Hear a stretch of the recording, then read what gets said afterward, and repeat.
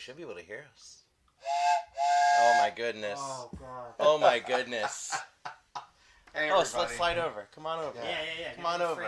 Here. Get in frame. Hey, everybody. The Yeti is down, so we had to makeshift. So I apologize for the delay in our start, but hopefully you hear us loud and All for clear. charity.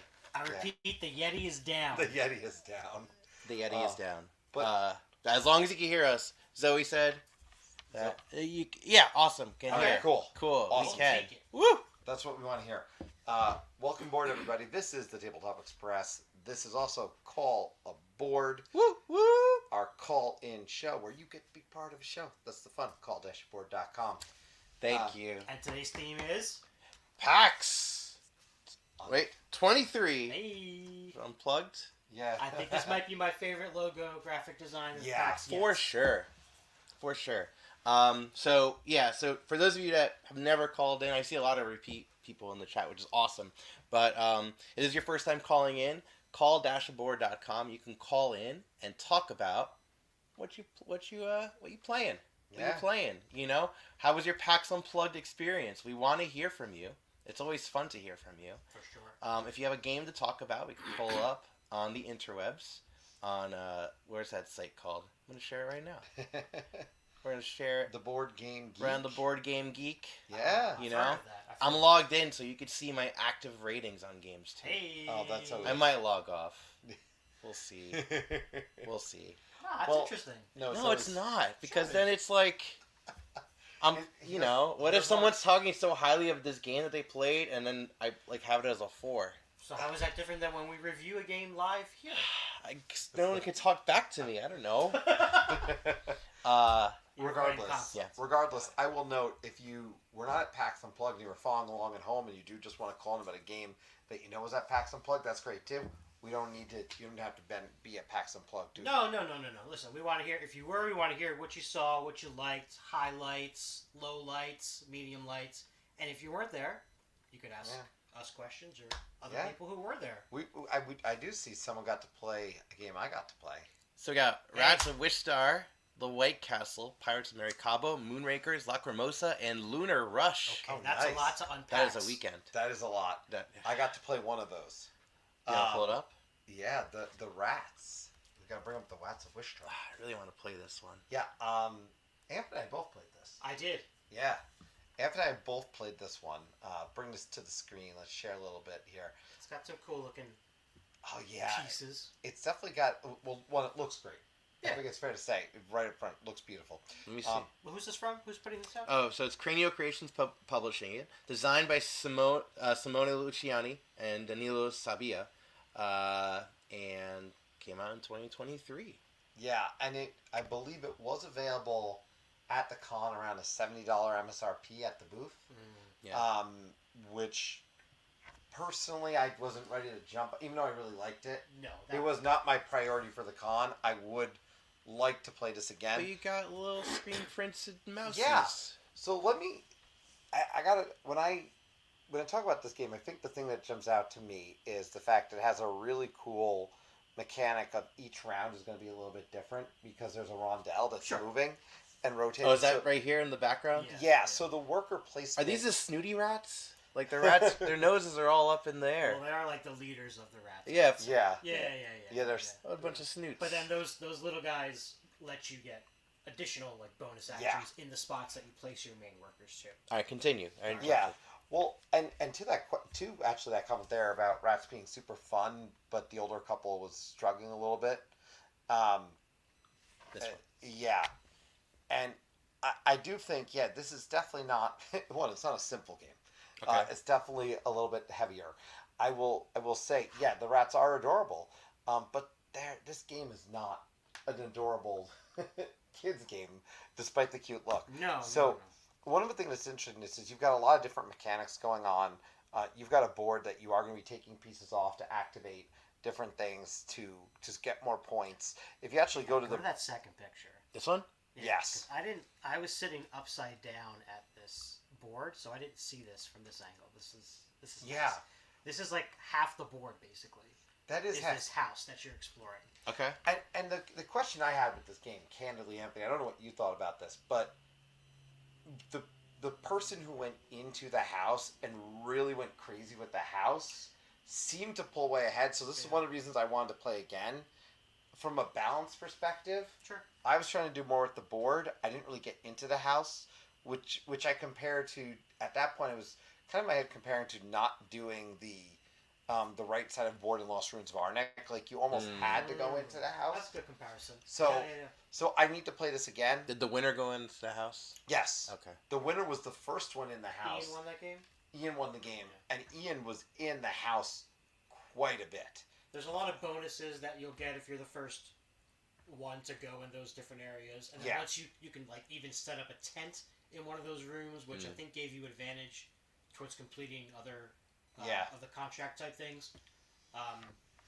But yeah, there's a lot going on in this game. It was, to be candid, too, a little bit much for me. Personally, it was right above that threshold of a little too complex. And, you know, I don't know. I definitely would play it again. I say that a lot, I know. But I mean it. But the chances of us playing again are, let's be honest, unless somebody buys it. I mean, I think Ian bought it.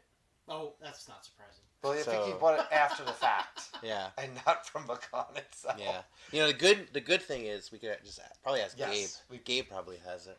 Yeah. And Ian did win a lot of games. Ian, who you've seen on the channel, has won many a game at that con. I'm gonna grab this guy. But to the point, I really did enjoy this. I'd like to play it again.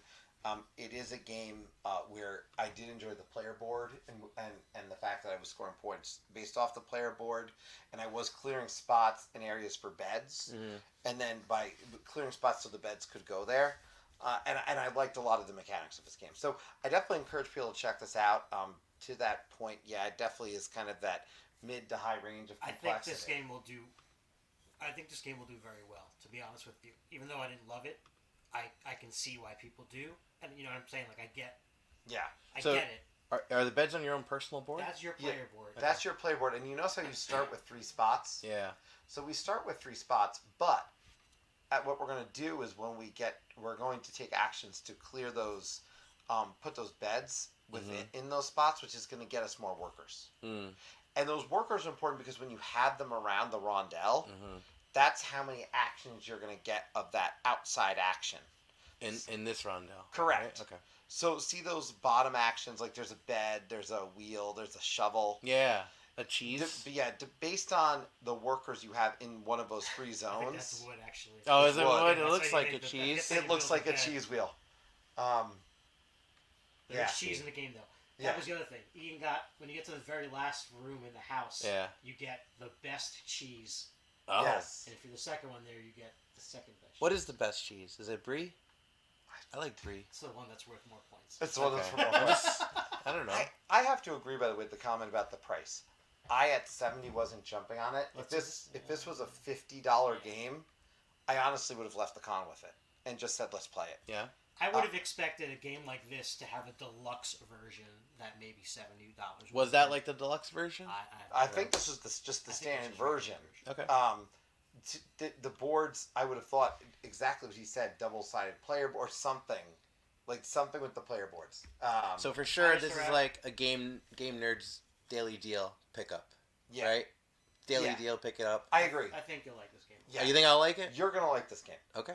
You're going to like this game, and I think one of us would like it enough.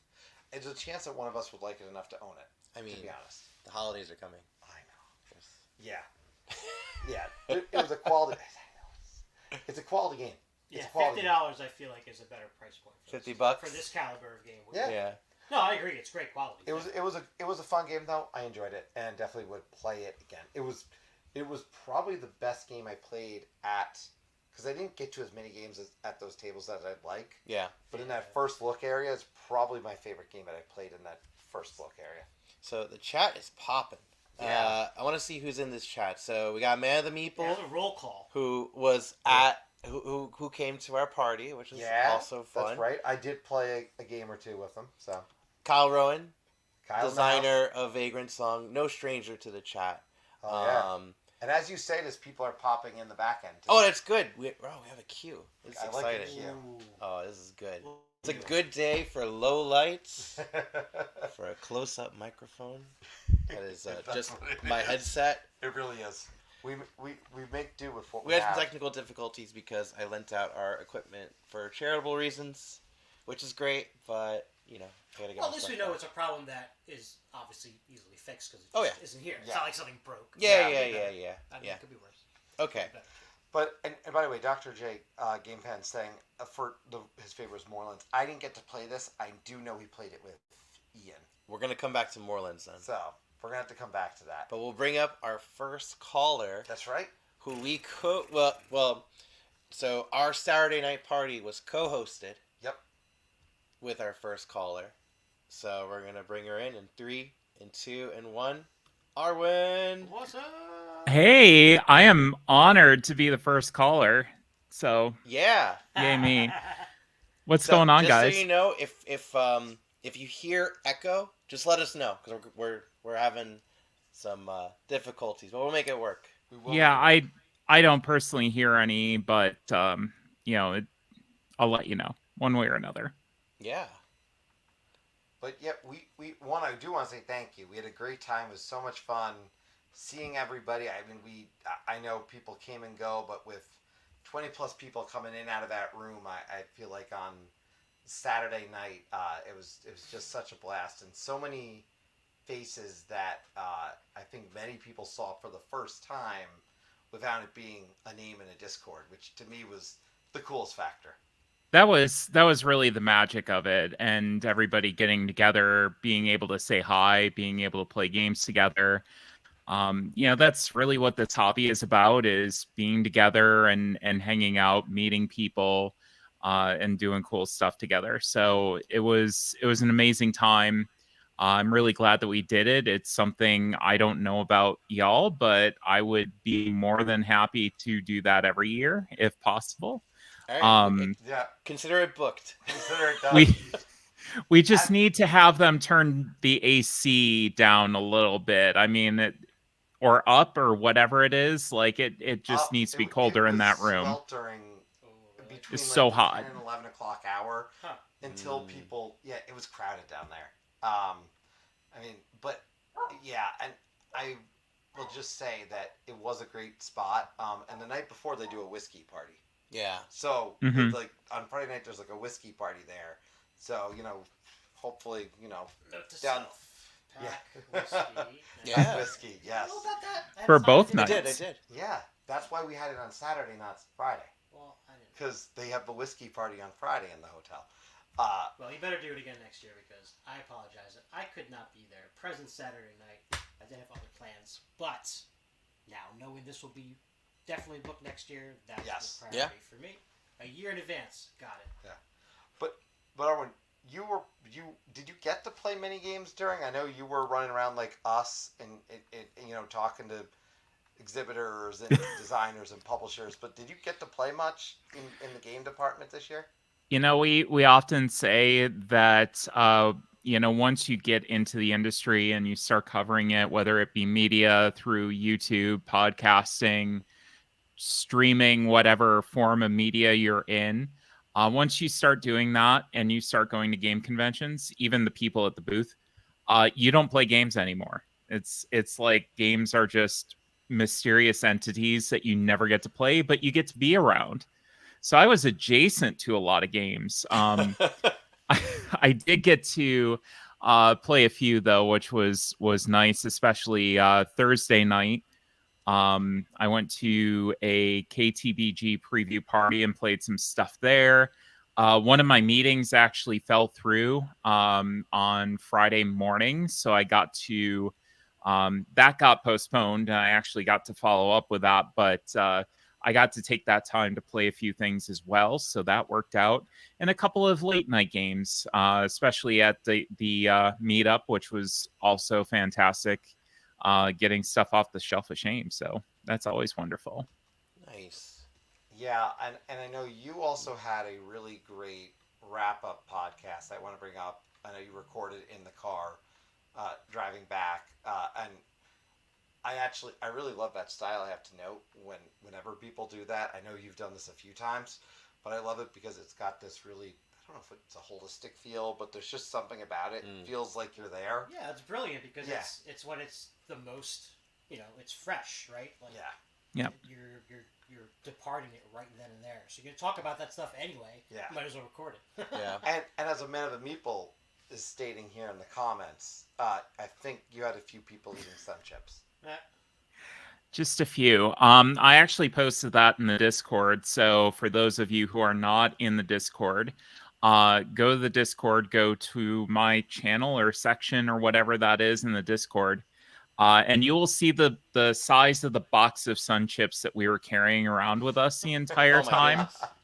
goodness. With a standard Zojirushi rice cooker for measurement, standards and comparison, and that it was huge.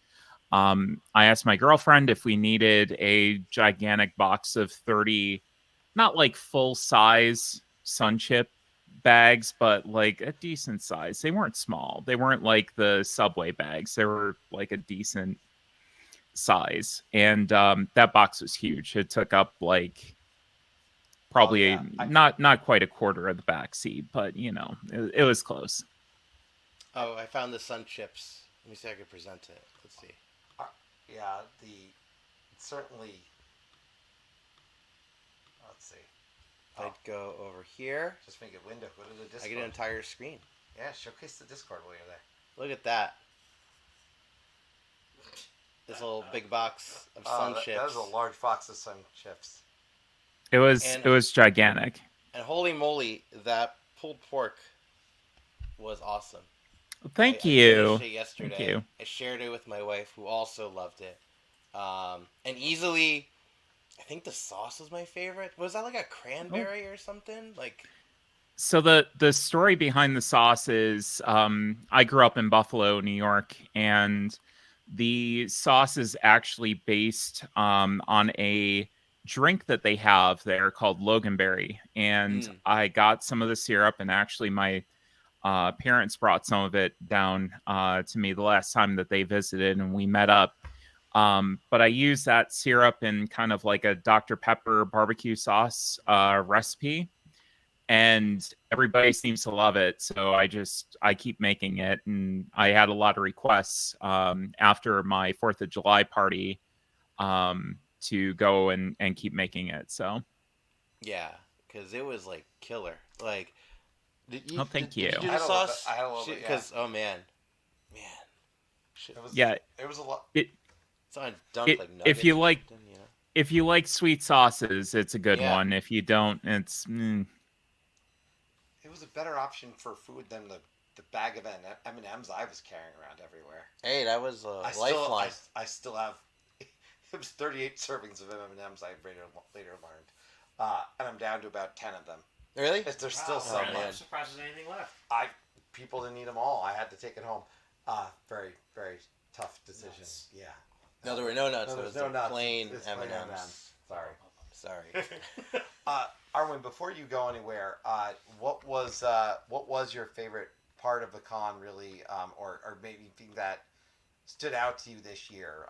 Because every year I feel like there's something new and exciting, and or they do something a little bit better. It felt this year, like I said, for me, it was a little chaotic, especially getting in the building. But I think everyone would note that. But other than that, anything that I would say jumped out to you, or game-wise, if anything, even that you didn't get to play, that made you go, "Wow, I wanna get this to the table ASAP." So I will say, as far as the organization goes, I was very impressed with how they kind of rebounded. Especially after that first day. The first day was chaotic, to put it nicely. Yeah. But they did go and kind of fix some things. I think once you got your badge, it was very easy to get in one of the other entrances. The lines did move fast. I think there could have been a little bit better labeling of, exhibitors going here, along with media, that kind of thing, because media could get in the exhibitors entrance, which was great. I'll take that. But as far as what was exhibited there and what my favorites were, I kind of had 3 different things I wanted to talk about with that. One was a very big surprise to me, and that was Sonic Roll. That is by Kess, and I think you guys played it as well. Yeah, we did. All three of us played. Yeah, we played it, and I think we're going to be getting a review copy delivered to us in February. Yeah, I believe February. So there will be a review at some point, and maybe a live playthrough on that one, because that one's definitely, I think, worthy of the live playthrough, in my opinion. Yeah, I was very amazed, and I like Tony's game called Tome, which is a trick-taking game, was a big hit for me. Which game was that? I'm sorry. Tome, Tome. It's Tome. The light edition. Yep. So that's a trick taker with each card having a different ability.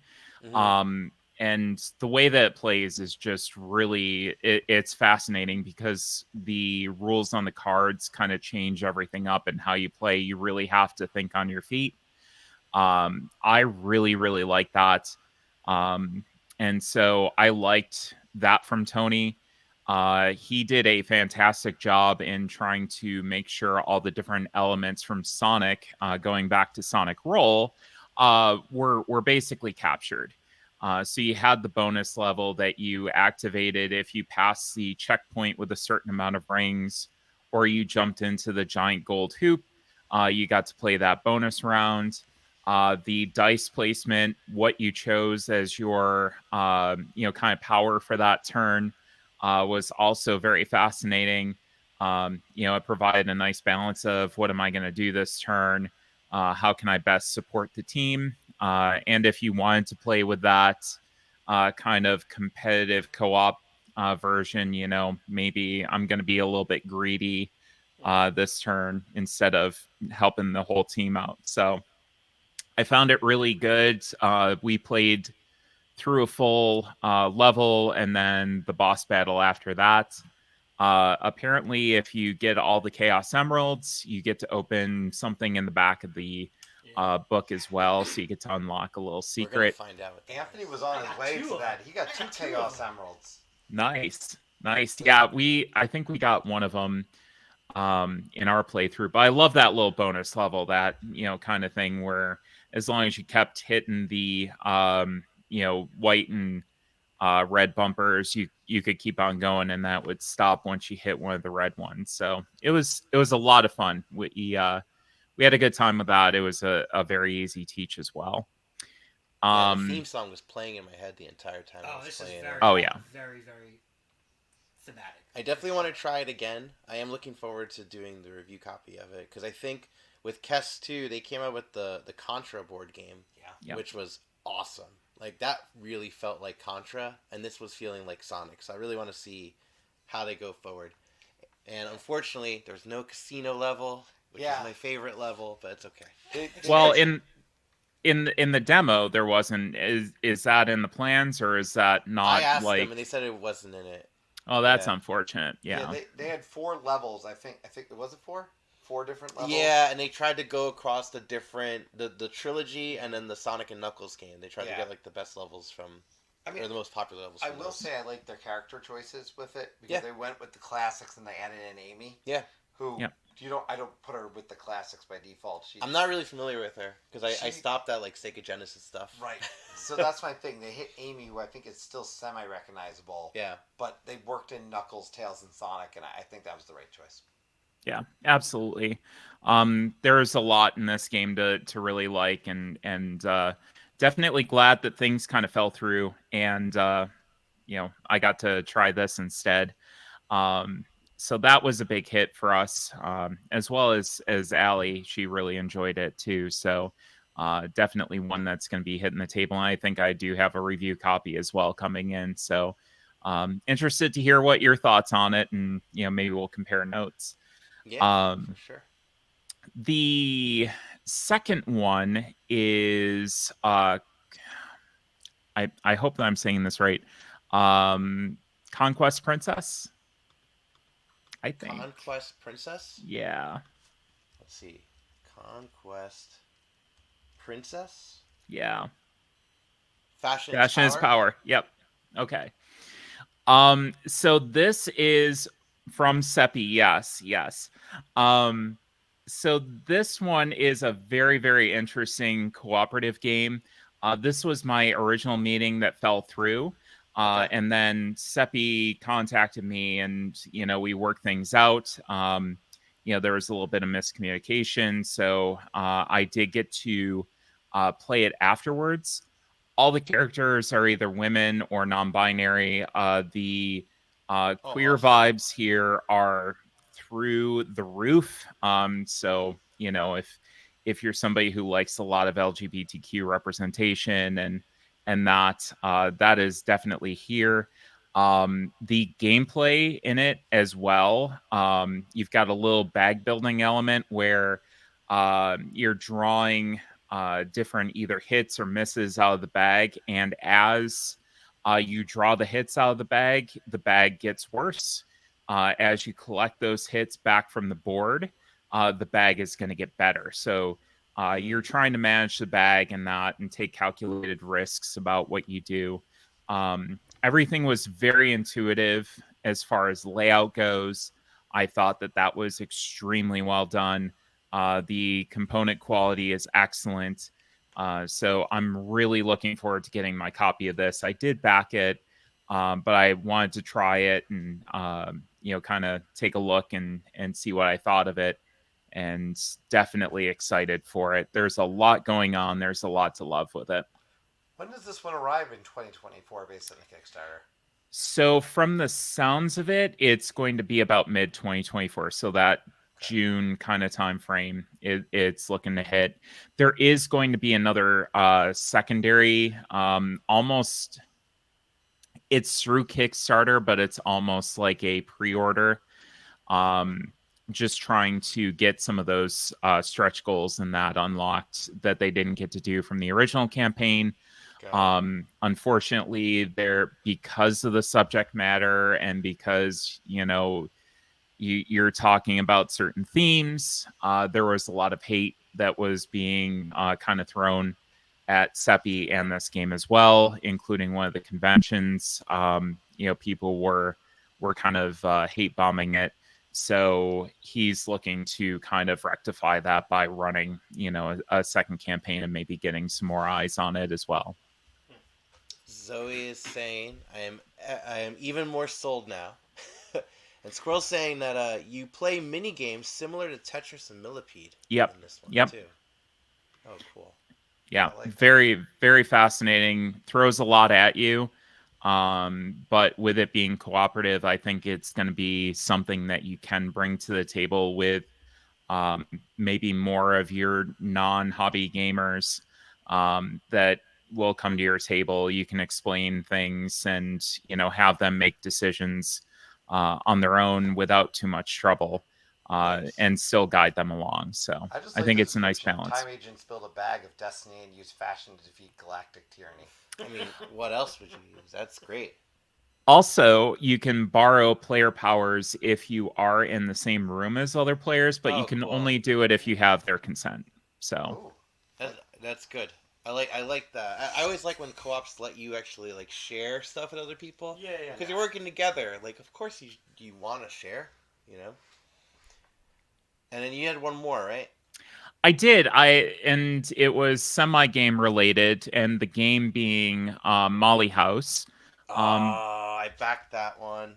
But it wasn't playing it. I had already played the hour-long demo, but I did get to go and visit with Joe, the designer of it, Joe Kelly. Mm-hmm. I also got to meet Drew Worley, who is an absolute delight to talk with.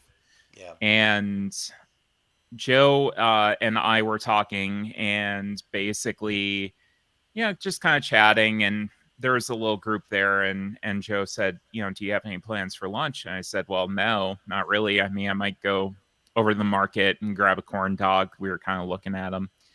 And they said, would you like to go to lunch and hang out? And we hung out over at the market for about 2 hours, just chatting and just kind of, it was like old friends getting together and just having a lovely chat about all sorts of different things.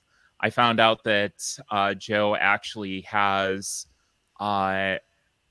it's like a flip and write word game Oh, cool. that they designed called Squirrel, which might be of interest to someone in this audience. But he's actually right now on deck. I'll just bring him bring in him in now. right now. You said squirrel. We got to bring Look, squirrel in. You say squirrel, here he is. There he is. Arwen, tell me all about this. What is it?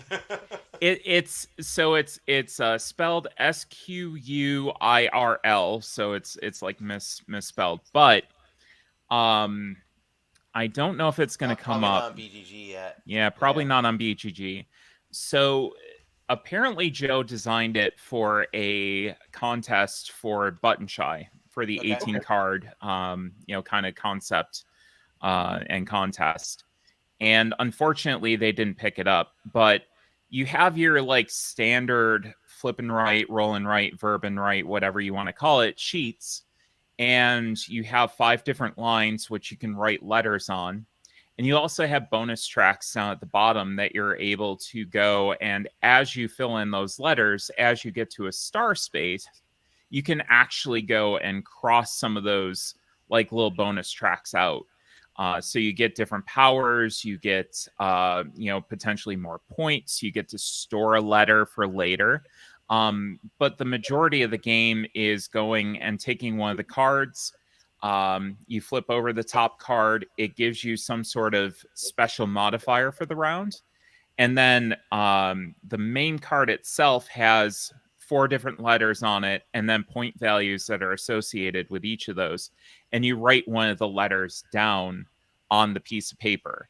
So the beautiful thing about this game is you're writing words that you have no idea how you're going to be able to finish by the, as the game progresses. So you have to, kind of be careful about what you write and how you write it and what lines you use up. I found it absolutely fascinating. I didn't get to play it, but just looking at it just looked like something that I wanted in on. Like I would buy that outright, retail right now. It sounds, so it's like a word game. Sounds good. Yeah, no, it was really cool. They don't know what their plans are with it as far as publishing or going in and trying to get somebody to publish it. So hopefully someday. I'd love to check it out. Oh, for sure. Well, no, thank you for sharing. It makes me think once again of how I wish I spent more time in the Unpub room. I was in there for a little bit, but not nearly enough. And this is the kind of reason why, because there's games out there that are fantastic that I haven't heard of yet and aren't made yet. I think someone told me like Randy Flynn was in one of the rooms at one point. Or it might have been Randy. It was someone. Maybe it wasn't Randy, but it was someone. It could have been Randy because he was there actually. He was there. So for all I know, he was testing something. But they were talking about a past experience where they had gone in and, in the process, probably missed out on playing what was later a Kickstarter. So, before you go, Arwen, can you tell everybody, let everyone know where? I know obviously you mentioned on the Discord they can find you, but what are you up to? And tell everybody why they should come find you, because you're putting out a great podcast, and I want to make sure everybody knows about it. Well, thank you. So I do a podcast every other week called Cardboard Time, if you don't know. So the first half is usually talking about I love that. There's the billboard. Thank you. Yes, as I'm describing it. So my main gist of the podcast is I used to have a Shelf of Shame that had 330 games on it. It's down more to like the 160. It was down to 145, but then I went to PAX and that didn't last. And then, so I do reviews and anything that I'm playing, just kind of reviewing it, covering it, what my thoughts are. I try to include color vision discussion as well, what I thought about that, which Brian Chandler got me doing. Shout out to him. And then on the back half, I love to do interviews, chat with people from the community, and that I will say this isn't like super well disseminated, but if you listen to the podcast, I did go and interview Nikki Valens. So Nice. that will be coming up as well. So stay tuned and look forward to that. And I will be doing my top 10 games of 2023, I believe, on the next episode. I'm trying to get a special guest for that. So we'll see if that comes through. Awesome. Well, we, as always, appreciate you. And thank you again. It was so wonderful. I mean, I should state, we really got to meet you in person last year at PAX Unplugged. And since then, I cannot imagine talking board games and then not every once in a while having you be one of the people I'm talking about them with. And so thank you for everything you're doing. Thanks for being part of a Discord. And we really did love teaming up with you for a Saturday night party. So I'd say, yeah, let's book it and plan again for next PAX Unplugged and make it bigger and better. And of course, everyone welcome. So let's do it again. Yes, absolutely. And that was also another highlight of mine. Doing that was so amazing, getting to see everybody from the Discord and kind of putting faces and names together in that. So it's a lovely community. I'm glad to be part of it, and thank you for giving me the space to be there. I will also add to that too. And for the past couple of years, I've gone to PAX, and I've only met you through name at the virtual flea market every year for the past, I guess, 4 years or so. But we've been just really trading games back and forth.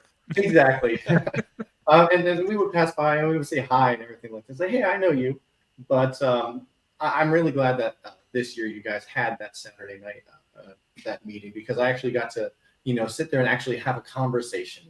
Have a full blown conversation, and it was just lovely to actually meet you, and not just pass by and say hi and get to know you better and learn all about you and stuff like that. So I'm definitely looking forward to next year. And it was again really great to meet you. And again, I overheard what you were saying that pulled pork recipe had Dr. Pepper in it, and I was like, that makes total sense, because I love Dr. Pepper and it's the best pulled pork ever. So. Well, thank you for that. I appreciate it, and it was amazing getting to chat with you as well. I really do value those chats that we had, and looking forward to more of them. That's going to be great. Indeed. Awesome. Thank you. All right. I'll see you guys. Bye. And now we got Squirrel. Hey, gentlemen. Yourself. Welcome. I am Ryan Clements. You guys call me Squirrel. The podcast that I'm a part of calls me Teacher That's how Ryan. you introduced yourself to me. Huh? Long time ago. Oh yeah, for sure. A long time ago, for sure. Yeah, well, don't make it seem like he just called you a squirrel. I'm not calling you a squirrel. I've only and it's also easier than trying to say Ryan, because I say Ryan in the Discord. There's 7 of them at this point. So. There were so many Ryans at the meetup too. It was crazy. Yeah. Ryans and Bryans. I mean. Oh my. I did not intend to set that up, but I did way too well. Squirrel, this was a little bit of different year for you, I know, with PAX Unplugged. You had the media pass this year. I know you're running around, wanting to play games, I know for sure, but you had a lot more going on, I'd say, this year probably than previous years. What was it like for this year? What stood out to you? This year was kind of crazy. So if you listen to their previous episode before PAX, I managed to get a media badge, and I was very honored to be able to get one. That put me in to go see a couple of vendors and go into I also went to the KTBG party that Arwen went to as well. I saw her there, played some good games there, and I also got to meet up with a few people. Now, the interesting thing though is I had 5 meetings set. For the entire PAX, I had about 5 meetings set, and I only managed to get 2 of them done, because the other ones were busy, or we postponed it, or we were going to talk to them later. But there was a lot of running around. There was a lot of, I can't play with you guys because I got to go to this booth at this time. So sorry about that. I would have joined your Arborea game, which I'm sure you'll talk about later. But yeah, it was very interesting. A lot of running around, a lot of good times, believe it or not. But yeah, I did not get to play. I got to play one game in First Look. Well, it wasn't even in First Look. It was near it. And I'll talk about that later because it's a game that we talked about before. But I unfortunately didn't get to play anything in first look at all, which made me sad. I would have loved to try Rats of Wistar. I would have loved to try Melee. There's a game called Melee, which has like space cats. Oh yeah, that's the Knizia one, right? Oh yeah. I think so. I know there's also another Knizia game over there. I forgot what it's I'm called. pretty sure. Hang on. Yeah, this one. Oh yeah. That's from Milen. Sorry, Milen. Yeah. I heard a lot of people talking about this one. You did Yeah. really? It looked We pulled that incredible. on our last video too. Yeah. And I definitely wanted to check it out. But Oh, I we're just getting wasn't raided, by the way. Oh, hey. Oh yeah. I Hey, see welcome, that. Raiders. Hello. Dang. What? Oh, Whoa. I Amazing. like that. Howdy. Welcome aboard. Just if you are Train just, got hijacked. yeah. That's all right. That's all right. Yeah, if you are just joining us, welcome to Call Aboard here on the Tabletop Express. It's great to see you here. We're talking with Squirrel here, who's got he's got all the branding on his end for everybody. He does. I'm impressed. I'm ready, guys. But if you do want to call in and be like Squirrel in this chat, or or be in the queue, just go to call-aboard.com Yep. and you'll be in our virtual queue. Yeah. We'd love to see Just be nice, Raiders. Please do. I don't know. Hi, friends. Oh, cool. Hello. Okay, great. Okay. So, anyways, tell us about Milem. Oh, I don't know. It's I know the nothing sound that about- a cat makes with a hairball. Yeah. Is that really? Yeah, I think so. I Oh, think that's what they're going for. Yeah, that makes sense.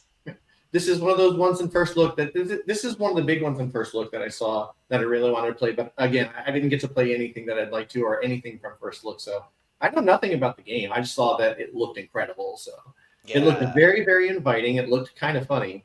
Not in a bad way, like funny as in like it's something that I could sit down and laugh at. I'm sure there's like some like cat jokes perhaps or something along those lines. But I don't know if it was other reviewers or like media people talking about, but I swear I heard a bunch of people talking about this after the fact, kind of back channel Twitter threads kind of thing. We have a big fan of Lem in the queue right here. Oh, It might, let's double up. Like Astro. Astrokatzen, Astro that's the Katzen. German name.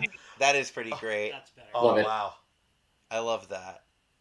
Oh, and Board Game Bree met one of us last week. Which one of us? I don't know. The good looking one. Stop. Say Don't you. talk about me that way. Oh man. So, so that was one. What else did you see? Well, I can talk about two games that I actually did play that I kind of enjoyed. So like the two games at PAX for me, the first one was at the KGBT, I think that's correct, meetup. That was, I believe, Thursday night. And that was where Arwen was as well. I saw Ruel there. I saw some Tantrum House there. But one of the games that Burnt Island Games was hosting and showing off is a game that's going to come out in 2025. Kickstarter is going to start next year. But it's a game called How to Save a World. How to Save the World. How to Save a World. That's How to Save a World, yep. World. Yep, that's right. How to Save a World. Yep. This game, it looked kind of like it has like a small surface area, so it didn't take up too much room. However, what you're doing in this game is it looks like you're going between two planets and trying to gather resources. So supposedly what happened is we were traveling in space and we found the last planet that has any kind of life form from it. However, as we landed there and stayed on there for a short amount of time, we noticed that a meteor was coming to crash into it. So we wanted to save and try to preserve everything that we can to try to stop that meteor or to at least get as many resources as we can from it so that we can live on this planet's moon, which there's a lot of mechanics in here that would remind you of a lot of things. If you've played On Mars, you know that you can't do things on Mars and in the space shuttle station at the same time. You have to go between it. In this game, you can do things on the planet. I forgot what the planet's name it is, something like Aluria. But you can travel between there and its moon, Alaria. That was close. Alaria, yeah. Yeah. You can travel between the planet and its moon to do random different things because each place has different things. The moon has buildings that you build up to help you get resources and also to help to research how to stop this meteor from coming. At the end of every round, there's dice rolls, and the dice rolls are based on how much. Just like Clank, the bag starts with a few black cubes, and as you're increasing the research for each track that you go up, you add a color of that cube into the research bag. At the end of a round, you're going to pull a certain amount of cubes from the bag. If it's black, that means the meteor is going to get closer. So for every black cube, the meteor gets closer and closer. But for every colored cube of what we researched, that goes on the research board. And that research board, when one of the tracks is fully complete to a certain point, then you've saved the world in that kind of way, either by technology or by environmental, something along those lines. Okay. It seems really, really good. It's almost like it's building up. The tension increases, but at the same time, it gets more and more fun as the game goes along because there's more and more things that you can do. Almost like Underwater Cities, where you're building up resources and then you spend it all, and then you build up even more and then you spend it all. You're doing this in this game, and it's just getting increasingly more open for what you can do. But it just goes faster and faster as the game goes. So there's a lot of tension. Did you get a chance to play, get a little preview of this, or did you actually get to really play this one? I got to play it. The designer was there. Oh, cool. Yeah, Yuval was the designer, and he sat us down. He said we could play it for as long as we wanted. I think we played 3 full rounds, so we got the full concept of how the game works. And yeah, it was definitely a prototype copy, but he, for the most part, showed us the things that he was going to change, and we played it that way. By the way, Bree did speak with me because Bree is the one who sold me finally on why I need the expansion. For what? I need the expansion for one of Arcade Wonders games that I have and enjoyed, but is the name escaping you? Yeah.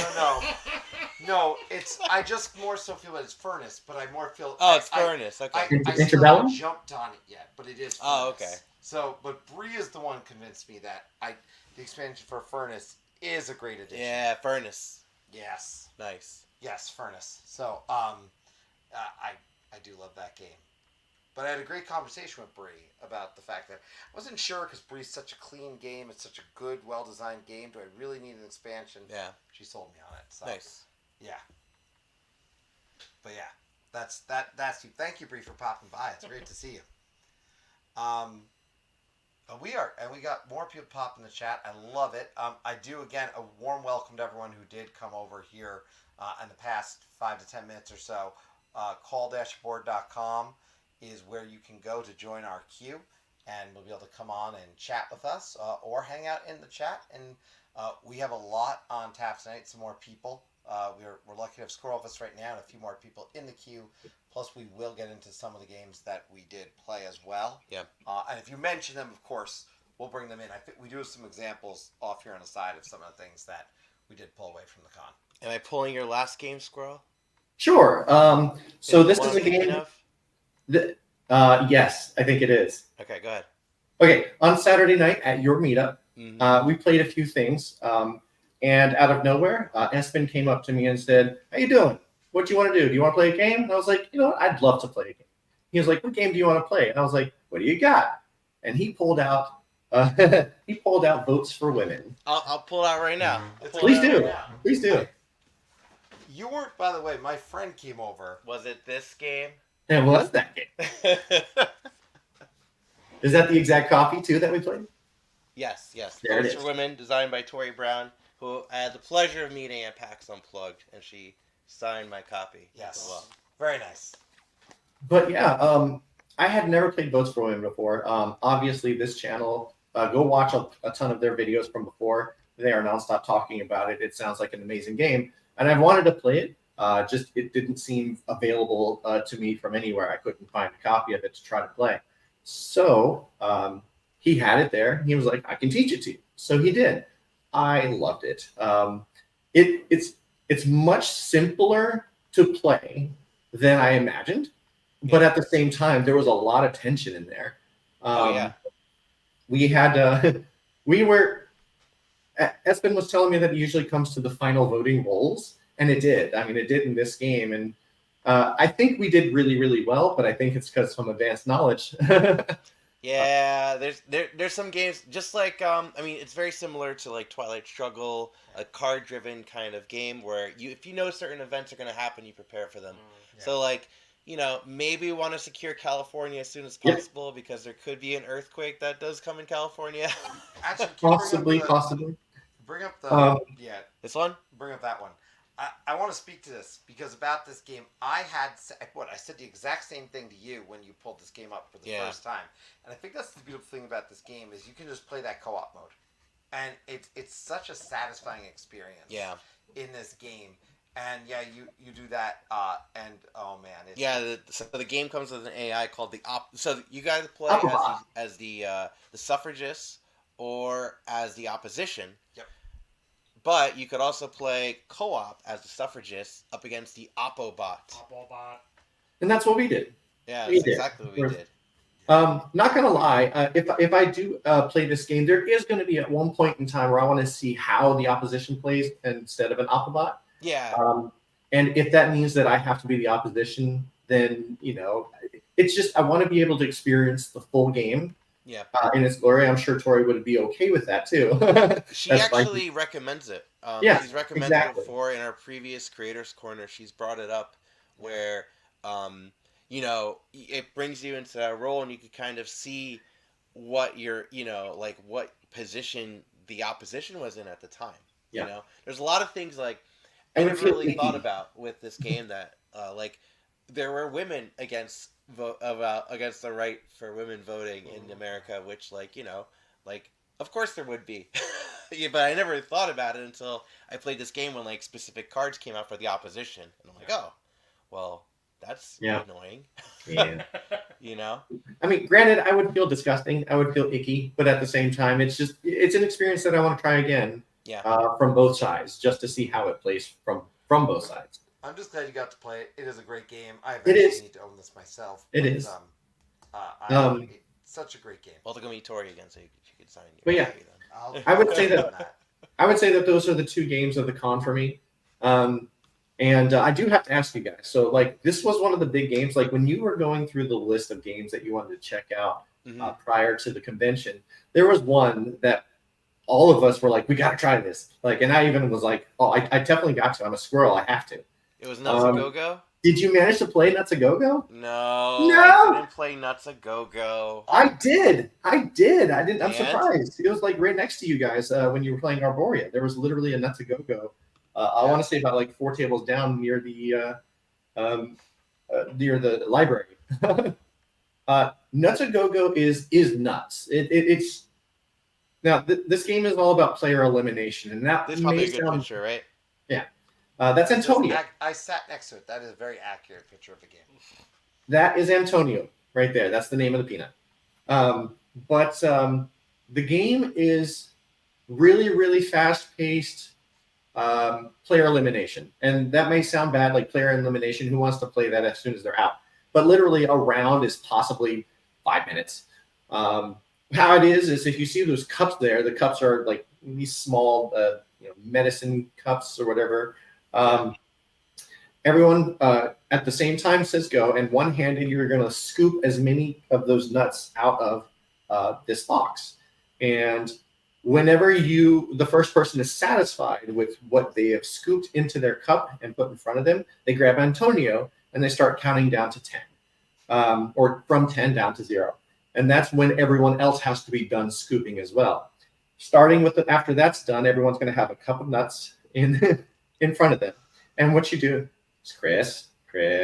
I can't wait to try this. No, Continue. I got to try it briefly. This sounds great. I got to try it briefly, and I just was cracking up. This game was fun. Okay, go ahead. Keep going. So you have your cup of nuts, yeah. And whoever has Antonio is going to take one nut from the cup, and they're going to play it out. Everyone else has to go through their cup and try to find a nut of the same shape. Oh, cool. As that one. Okay? If they do, they put it out as well. If they don't, they're out. They are eliminated, and all the rest of their nuts go back into the box.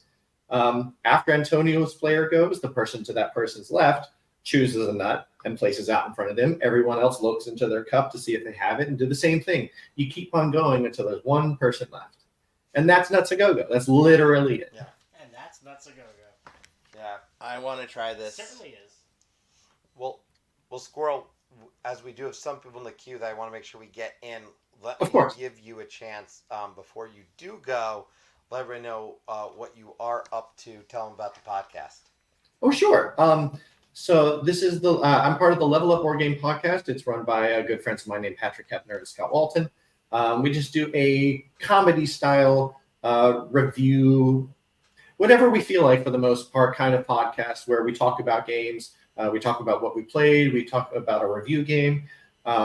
And sometimes we have side quests where we talk to designers about games that they're coming out with. And we're going to come out with a PAX Unplugged episode here in about 2 weeks or so. I know it's a bit late, but that's what we got. We come out with bi-weekly episodes. We passed 100 episodes. We're probably up 110 now. And if you want two guys or a group of guys that is just rambling on and making jokes about game-related things, please check us out. The Level Up Board Game Podcast. You can get us on Spotify, iTunes, and Podbean, or anything else. Nice. Awesome. All right. It's good to see you, Squirrel. Thank you for chatting with us and with Arwen. Yes. Thank you to Arwen if you're still in chat, especially for being here tonight as well. And And looks like it was a pleasure seeing you guys at PAX, and got to see you guys more often because it's always fun. Yeah, man. Sounds good. All right. Let Have a good us night, know. guys. Squirrel. Cool. All right, introduce our next guest. All right. We have a man not of the people, Uh-oh. but of the meeple. Oh, And we got to bring him in. here he comes. 3, 2, There 1. he is. Whoa. Hey, there's my guys. So you guys saw the sign. Yeah. Lem, You number played one. It was number 1? I played it at least 10 times Wow. while I was there. I love this game. I was going to not jump right into this, but we could jump right into this if you want. This was the most surprising, shocking thing that I saw all weekend. It's so simple, but it's so fun and crazy nerve-wracking at the same time. Yeah, that's back. I could not get enough of this game. I was literally teaching it to people by the end of the con. I played it so much. Wow, that's incredible. So there's a rocket ship, and the idea is everybody has a board that has cats, and all the cats have a different ability. It might be to parachute off in safety. It might be you get double points for the moons you're on or the planets you're on. Everybody has the same exact cats, but everybody picks whatever cat they want when they're loading the rocket ship. So let's say I am the captain. I'm going to put my cat on there first. I'm going to pick whatever one that I want. And then we're going to go around the board, and everybody's going to take turns putting their cat on. Now, when the rocket ship is filled, we're going to start rolling dice. And as you can see, it's a little bit tough to see there, but there's numbered spaces for where the rocket ship can go. And there are dice numbers, which means you can only move on those dice numbers. So, for instance, you look at spot 1, it's Afterburner 1 and 2. So you can move, so you're going to roll 6 dice. You have the choice of moving just on the Afterburners that you roll, and if you use those, the dice go back into the pool, and you're going to roll everything again on the next one. If you choose just ones, you have to use all of the ones, and then they get removed from the dice pool. Or if you roll 2s, if you roll 3 2s and you want to move 6 spaces, you can, but you're going to remove all 3 of those dice. You're going to have less and less as you go on. And at some point, you got to decide, do I want to jump off and start scoring points on moons? Do I want to jump off onto planets? Planets you score by having the most cats on certain moons. So you'll see there's 3 different levels of scoring on that first moon there. So if you have the double planet scoring and you have the most cats on that moon, maybe you win 6 points instead of 3 points at the end of the game. And then there's also bonus scoring things. You can score things for having 3 cats on a single planet, having 4 cats on 4 different planets, or I think it's 5 cats on 5 different moons. And it was just so much fun. And then if you start rolling and all of a sudden you don't roll something that you have, the ship blows up, everybody gets their cats back, the rocket goes back all the way down to start, and the next person becomes the captain. Now, certain cats will have special abilities, like there'll be a 1 die on there. So if we roll and we don't roll any of the dice that allow us to move, we can choose to take that 1 die that's on the cat, flip it over, and now we get to move 1 space and keep going. Oh, cool. But the captain controls the entire rocket ship. So whatever you put on there, If it helps the entire crew, the captain decides when to use those. Now, if the captain goes, I'm going to jump off at the second planet, now the person who's going second now slides up and takes over the captain's chair, and then they take over the rolling. Oh, that's And they cool. take the So it was. It's so good. I couldn't stop playing it. I could not stop. You're selling me on this. I'm telling you, it's coming out in January 2024. It'll be out. I've already texted my guy who owns my local game shop. I said I want this game. Yeah. As soon as it's available for pre-order, like I want it. And everybody who got up from the table playing the game, they were like, "This is amazing. It's so much fun, guys. You will love it. I know you guys will love this game." This sounds like I would love it. Holy moly! You realize what this means, guys? We can do cats in space, Cats in space, bees in space, bees in space, and frogs in space. and frogs in space. all in one night. I like this. Okay. Every animal So- in space. What's next? So what's next?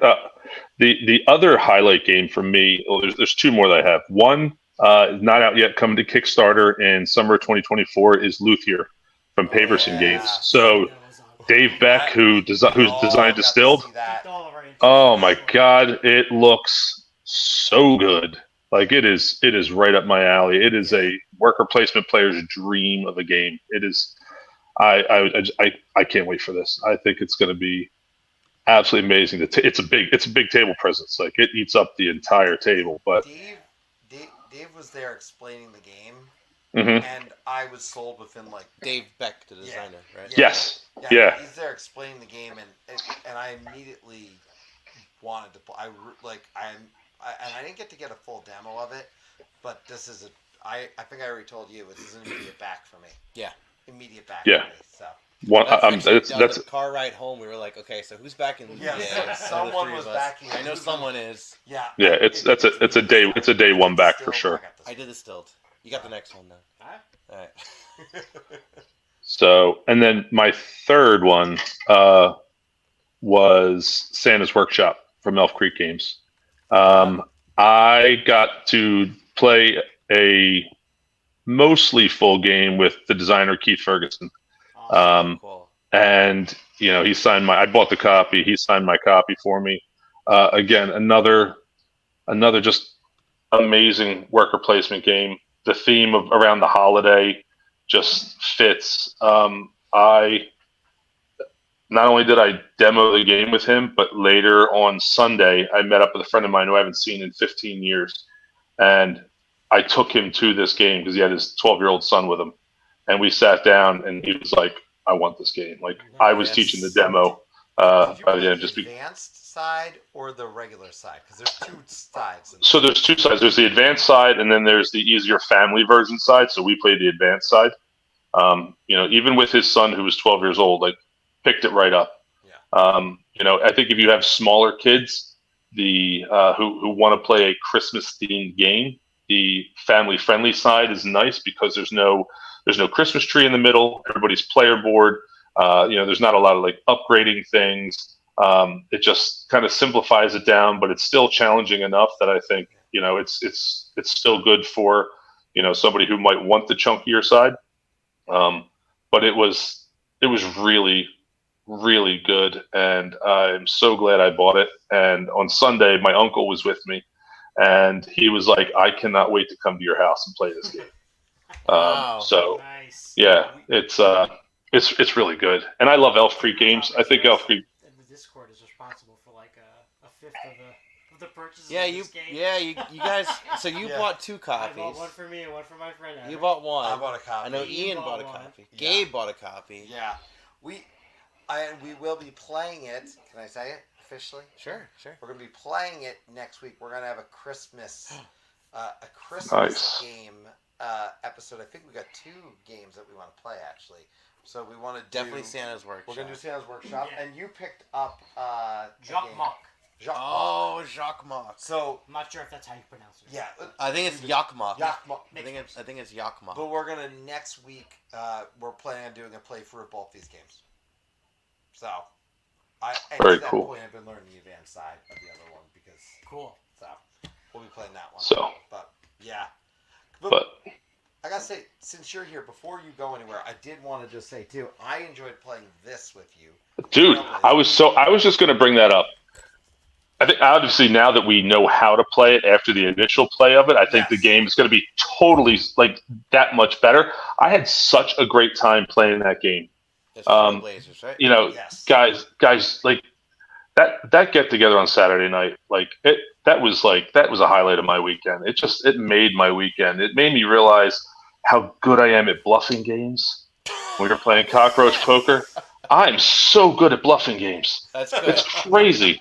I almost believed you there. No, you should believe me. That's a real deal on that one. But yeah, Trailblazer, like that was such a fun game.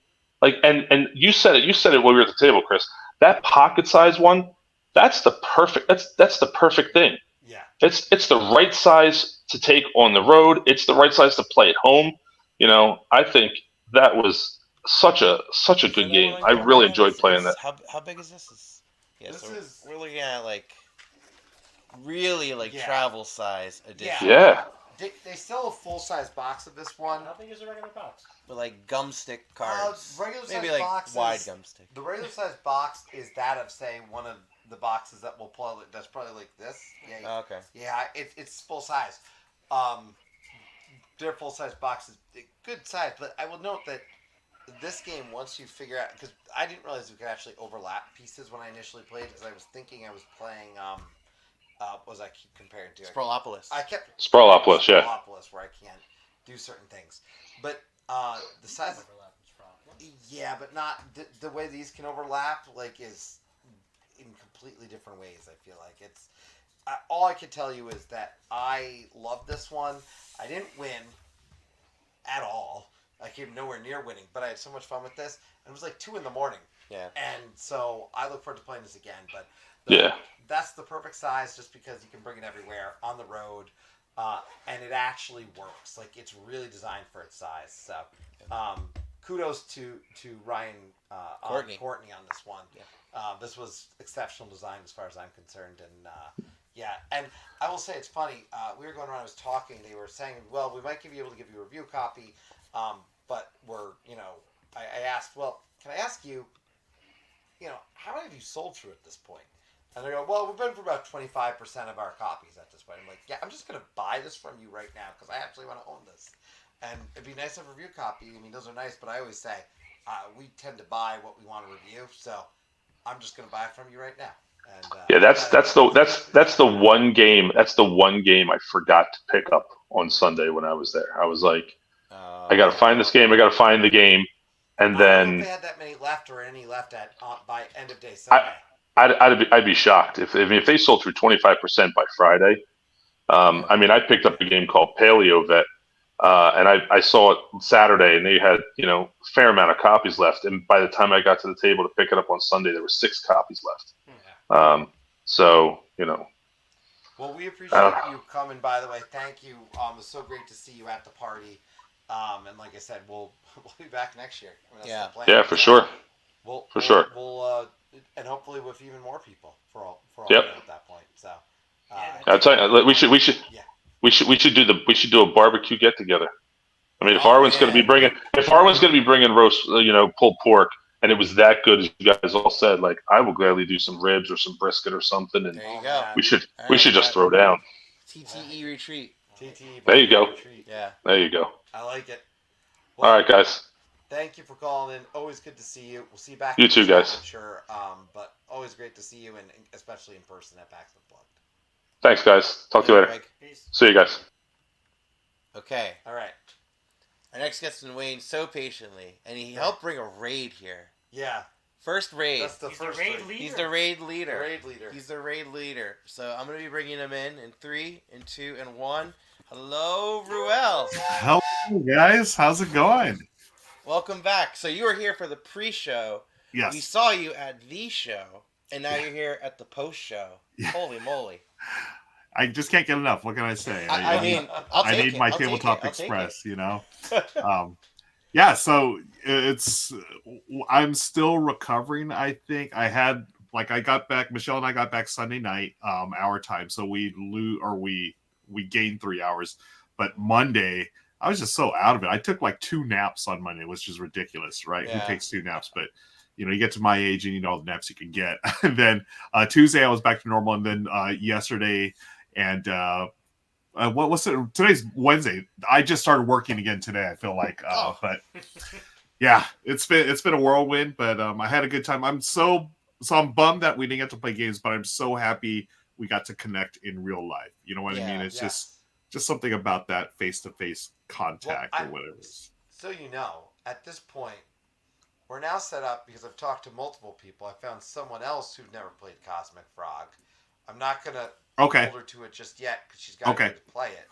But let's just say there's now the potential of now bringing in 2 people who haven't played Cosmic Frog. Yes. I'm letting him teach, but so now we're Cosmic Frog. By the time it hits the table, it's going to be. I'm ready. The most epic game of Cosmic Frog. I cannot wait. Yeah. I can't wait. Are you guys going to be at? So the next one on my radar is Dice Tower West. Any chance you'll be at Dice Tower West? Can't be at Dice Tower West. Okay. I gotta wait for the kids to get older. Yeah, totally understand. Yeah. When I don't have a 5-year-old, I think a lot of those trips become a lot more possible. That's why I like PAX Unplugged, because I can get away with it's just an hour and a half drive. Yeah. That's totally reasonable. Yeah. I think part of it too is also trying to figure out which ones that we've got with the time we have it we can get to. That's one I would like to get to, one of the Dice Tower ones. Yeah. I in particular am trying to get to Granite. Oh, Granite Game Summit. Yeah. New Hampshire. Because playing games, I have tickets. Technically, I'm not sure if I'm going to be able to go or not. Yeah. But they've got a system where you can put them back in a queue, and I know someone's going to get who wants them. Yeah. So it made it viable, but Mr. Rao, by the way, is looking at Dice Tower West. Mr. Rao, if you go, let's connect, friend. Yeah. I would love that. I've always wanted to go to Granite Game Summit as well. It's just the timing never works out for me, but and it is across the country. But knowing the people that run it and just always seeing like the cool pictures, like it just seems like my style of like, hey, it's just gaming 24/7. It's so chill. Literally, right? You just go there. It's just a game. It's just a sit down at a table kind of play con, and you bring all the games you want. You set them aside up against side tables, and then people could just take them and play them. And what's great is that you're in a room of just board gamers, so everyone knows this is your board game. We know to take care of it. Yep. And what's also cool, when I went to Granite Game Summit, there's a live recording of Flip the Table at the time, which is a board game podcast of the other side. Oh yeah. Flip Flory was there Flip for was sure. there, yeah. And then we also did. We also went to a Fun Spot, which is the world's largest arcade, which was amazing. Nice. Amazing. Yeah. But enough about that. What games do you want to talk about, Ruel? The games I want to talk. So this is fine. This is a game that's new to me. That was new to me this year, but it came out I think a year or two ago, maybe in 2022. But I brought it to Gen Con. I brought it to the World Series of Board Gaming. I brought it to PAX, and this thing has gotten so many plays than any other game in my collection. It's this one called Nana. The American version is called Trio, Trio. This is the Korean version. I saw that at PAX. I'm gonna the pitch to this. It sounds like the worst game in the world. Honestly, it's a mix. It's a mix of Go Fish and a memory or concentration game. It sounds terrible, but it is so much fun, you guys. And it's just a simple. Please pull it up. So that's the Trio. That's the new one. I kid you not. I played this in the World Series of Board Game. I played it with David Waybright with Man vs. Meeple. We played one game. He immediately went to eBay and found this version for $40 and bought it right then and there. Wow. At PAX, I played with Dwayne from Black Board Gaming. We played one game. He immediately went to the hall and found a vendor selling Trio, and he bought Trio. If it was released this year, it'd be my game of the year. It's simple, but it's just, and it's one of those games that it gets you going back. I'll explain to you real quick. There's cards numbered 1 through 12. It plays up to 5 players. Everyone gets a hand of cards. There's some cards in the middle in the market face down. On your turn, what you're trying to do is get 3 of a kind, 3 1s, 3 2s, 3 3s, whatever. On your turn, you can either play your highest card or your lowest card in your hand. There's no bluffing. There's no playing from the middle, highest or lowest. You can also ask a player to play their highest or lowest, or you can reveal a card from the middle. Now, if each card, as you're revealing the cards, if they're the same, your turn continues, and when you get 3 in a row, you collect those 3. If at any time cards don't match, everyone gets their cards back and it goes to the next player. So you just go round and round until someone's got 3 sets of 3, or there's 2 interesting twists. 3 sets of 3 of any cards, or if your 2 sets equal 7, then you win. So if I have a set of 9s and I have a set of 2s, 9 minus 2 equals 7, I win. And cool. The third way to win is if you actually play the set of 7s, because they're hard to get to because they're right in the middle. You can only play your highest or lowest. So you got to drill down. You guys, I don't know what it is about this game. I've played it probably like 50 times this year. It's ridiculous, but oh my gosh, it's so good. Plays well at 3, 4, 5 players. 2 players is okay, but definitely recommend it at 3, 4, 5. I played it with John D. Clare. He was immediately impressed. Yeah. He's one of my favorite game designers. It's been such a hit. It's ridiculous. It's so good. So I see it re-implemented by Nana Christmas. Yeah, Nana Christmas is basically the same thing, just different art. I love the Korean version just because it's got cute little critters on there. Yeah. Give me critters over the trios. I mean, it's still the same game. Honestly, you can play this game with a deck of cards. You just strip out like some of the numbers, you're good. You got 1 through 12, you're good. Just as long as you have 3 of each. This is the Korean art that you have, right? Correct. Yeah, that's the one I have right there. Yep, I love. So cool. Super cute. I'm very lucky. I have a friend who travels back and forth to Korea on occasion, like once or twice a year, and he'll pick up games for me from there. Like I've got a bunch of Reiner Knizia games that you can only get in Korea, and he picked this up for me. He's like, well, game of the year. And I remember I read the rules. Like I actually had to translate the rules using Google Translate. This is my rule sheet with Google Translate. Oh, yeah. I read it. I'm like, this does not seem good at all. I'm like, why would my buddy Jin give me this game? Like, okay, whatever. It sat on my shelf, seriously, for like 3 months. And then when I went to Gen Con, Michelle and I had dinner with Amy and Maggie from Thinker Themer, and they brought up this game. And I'm like, wait, I have that game. They're like, this is the best game ever. I was like, okay, I'll trust your opinion, I guess. But we played it. We honestly played it like a dozen times that night. And then, so Nana, whatever you want to call it, trio, highly recommend it. It's simple, but it's so good, so replayable, a lot of fun. Awesome. I'm getting sold on so many games tonight. Yeah. Nice. Especially after PAX Unplugged, it's especially dangerous. Yeah, the Christmas edition. Yes, there's the Christmas edition. You got it all. But it's funny. I actually stayed away from the vendors. Well, you guys saw me. I was on crutches, so it was like sort of my mobility was limited. So I stayed away from the vendor hall for the most part, which is really good for my wallet. And sure, it was sort of a bummer because I didn't get to see friends and stuff. But I got to play a bunch of like older or new to me games, which was nice. I finally got to play. What was the one? I got to play a Bad Company, which was. Oh yeah. That's why I walked in. Yeah, I was so surprised by it. It was like a sort of like a like space base. I had no idea it was like that. Had a good time with that. It was a little slow in the beginning, but it really ramps up as your like engine builds and stuff. But had a good time with that, and of course Nana played that a bunch.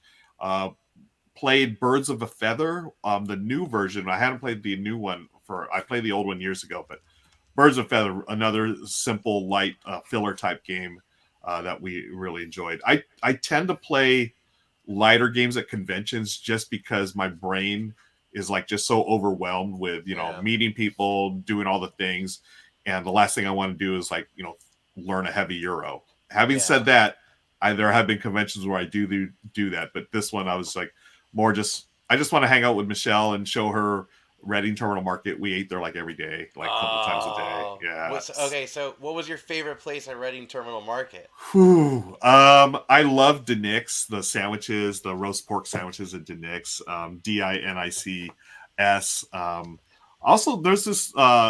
It's called the Dutch Eating Place. It's an Amish like diner / bakery, I guess. Okay. And they just have very good breakfast foods. Like I had this. For breakfast, I had a hot apple dumpling, which is basically an apple pie deconstructed. It's like, this is way too much for breakfast, but I ate the whole thing, of course. And those two were hits. We also had the Cajun place. I think it's called Beck's Cajun Cafe. Wonderful Cajun food. The pretzel place, Miller's Pretzels. Those are awesome to snack on. I think my goal in life is, as these PAX Unplugged keep coming every year, I want to eat at every single place at Terminal Market at some point. So I had a delicious Hero. There was I forget the name of it. I think it was just called Hero Grill. But okay. Nice. But man, it was slamming. Like I needed that because on that day I was feeling like, why am I so woozy? Oh, I gotta eat. The one day I ate in there, I was so starving. I had not eaten like for God knows how many hours, and I just walked in. The pizza place was there. It's like flights of pizza. Oh.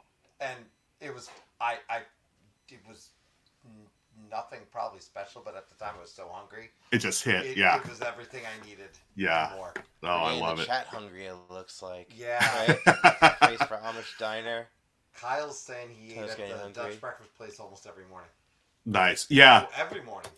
Yeah, that place. It's just everything's like just the Amish way of cooking or whatever. Everything's fresh, and like the blueberry pancakes are really good. I had sausage, eggs. I did try. Okay, last year. Okay, so I'm a Southern California guy. We don't have Scrapple in my neck of the woods. Okay. I tried Scrapple the first time. Like I thought I'd like it. It has like all kinds of random pork parts. Yep. I'm okay with that, but I don't know. Scrapple wasn't my thing, guys. No, I agree with you. Okay, I couldn't do it. It was like no, yeah. Yeah, it had like the cornmeal. It was just like the mouthfeel was all off to me. It tasted more plain than I thought. It wasn't very porky. Like, if you're gonna throw all the pork parts, fine, but make it porky flavored, and it just wasn't. But I'm sure someone in the chat would be like, "Well, you went to the wrong Scrapple place. You really need to, Exactly. You need to try this place." And you need to get Butch's Scrapple. Exactly. Right. I do save my my Philly cheesesteak quota for the year for PAX Unplugged. So my favorite place was closed down. They had a fire, and now they're like re-expanding. Oh no! No one got hurt. It was the neighboring building had a fire, and then they caught it too. So that's Jim's in South Street. But I did go to John's with you guys for the first time, which is supposed to be the best. One of the best. I've heard about John's. I need to go there. I didn't go there this year, but I've heard nothing but good things. I think if I go again, I'm going to do the roast pork sandwich, though. Okay, It was good. Yeah. It was nice. Good. It also filled me for the entire day. It was huge. Oh, okay. I like those type of sandwiches. We went out later at night, and I barely wanted food. I think I split something. Recommendations for have it well done with a bit of jelly, and also there's no right place for Scrapple. Thank you, Man of the Meeple. Yeah, Well, I will say we will at some point, I'm sure, be able to get out west. It's just we go west probably when the kids get older. But no, totally get it. Besides, so Dice Tower West, that'll be one, and I'm always at Gen Con every year. So if y'all aren't Gen Con, but PAX Unplugged is definitely in my rotation because I love the end of the year vibes, and it's just it's cool, it's chill, and I think it feels so relaxing. Right. That's the hilarious thing to me, Rualdo, because I and Dr. J maybe will speak to this because I know it's his first PAX Unplugged, but like if it's your first con, and I say it's relaxing, you probably look at me like I'm crazy. Yeah, it really is. You're right. Dude, you're so right. Like there are a lot of people there, but it's a different experience. Yeah, and you know what? That's a great point, and I should point this out. If it's your first con, it can be overwhelming. So Michelle, she doesn't go to very many cons. This is like her second big con that she's gone with me. She's done Dice Tower West before, which is smaller than PAX Unplugged, and there was a point at PAX Unplugged where she was overwhelmed. And thankfully, and I want to see more conventions do this, they had a quiet room. So she went to the quiet room. It's totally quiet in there. There's, nothing to stimulate you. You just go there. They have coloring books. You can just chill. And, she took like a half hour there, and I went in there to go pick her up. We we're going to go eat. I was in there for 2 minutes, guys. I was totally refreshed coming out. I was like, oh my gosh. It was like, because that you have that like sensory overload in the main hall. And you go to this quiet room. And it's a big room, and everyone's like, you got plenty of space. And you're just there being quiet, and some people are doing jigsaw puzzles and just drinking water, and just some people are napping. And I was like, we need this at every convention. At least I think this is perfect. And for Michelle, it was really necessary because she needed to just take a step back, because there was at that point there was a point at Saturday. I mean, it was just totally slammed. Like you couldn't even find a table in free play. It was like so busy. I talked to a few exhibitors who told me that they said for about an hour and a half it felt like Gen Con. Right? Yeah. That was their words. They said for about an hour to an hour and a half it felt like Gen Con. Yeah. And which that told me the foot traffic that they got was intense. That tells you something as far as foot traffic and just the vibe. Like as much as I say I love the vibe and stuff, I mean little things like that making it feel like Gen Con, that's to me that's not what I go to PAX for. I go there just a little more on the Thankfully it was only an hour and a half though. Like I said, I do think there was some change this year, and that probably drove that, but it still was very chill. And I think that's one of the reasons we do stuff in our hotel so much too. Yeah, because you get away from that, and you still have people that want to play board games and stuff. So the hotel lobbies are also a good place to go to for sure. Totally. Well, because you've got an active Discord too. It's nice when you have that community that you can bring to you anyhow. And I'm very grateful for that. People in the in the Discord community. Super cool. We had a couple of tables at the free play area, and y'all saw we had a ton of snacks, and you had the snacks. I'm there, but it was great, and that's one thing. So I did Airbnb. I had a pretty bad experience this time with Airbnb on my first time ever, where just things didn't go well. But I'm thinking next year already, like you guys do, get a hotel, because that hotel lobby is a great place to play games, and it is away from sort of the madness of the con. It's just easier to connect with folks there sometimes. Yeah, like on this Saturday morning, it was wrapping around twice. Friday and Saturday morning. The line to get in was wrapped around the building twice. So crazy. Saturday morning, I was like, okay, who wants to play Cosmic Frog in the morning? So we did. We played Cosmic Frog, and we walked in with no problems. Nice. That's so smart. I will say this, and this is obviously, and there's a few people in here who may have experienced this, because I know there's a few people who had media passes. My one complaint was I had 10 o'clock meetings that I would not have been able to get into if I didn't have someone to help me get there. Yeah. Because there was no way I was going to get to a 10 o'clock meeting. Yeah. And so I wish I could have got in 10 minutes prior, or there's got to be some better solution, because these people want us to be there at 10 o'clock for some of their signups, or they get, and even to 10:30 people weren't be able to make. I was telling certain people that you might not, they may not make it because the line's wrapped around, and they're not letting us in. They don't let us in at the exhibitor spot technically, so we have to get in the other line. So we're not able to get in here at 10 o'clock unless we're at the front of that line.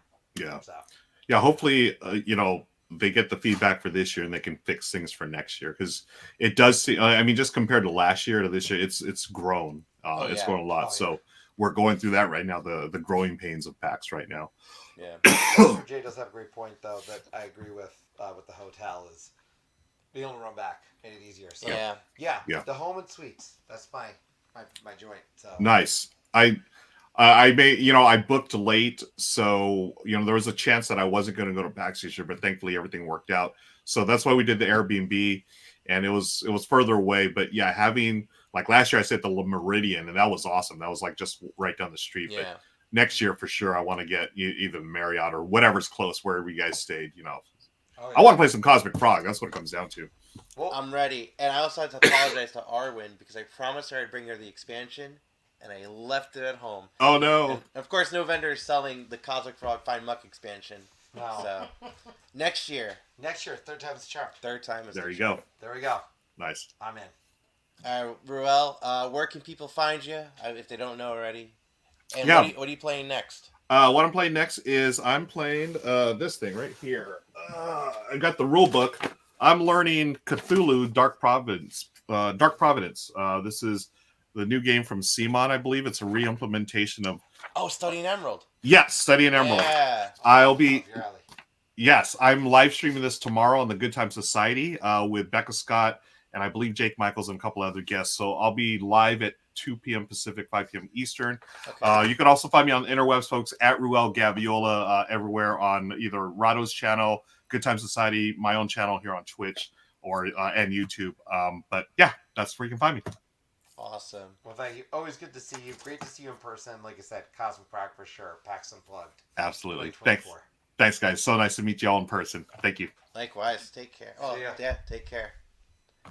So, welcome. Phone lines are open in case anyone wants we to do call. not shut them down. So if Yeah, you do want to operators call are in, standing by. Yes, I have a. we will chat and talk and all that jazz. But if you do want to call in, please don't hesitate.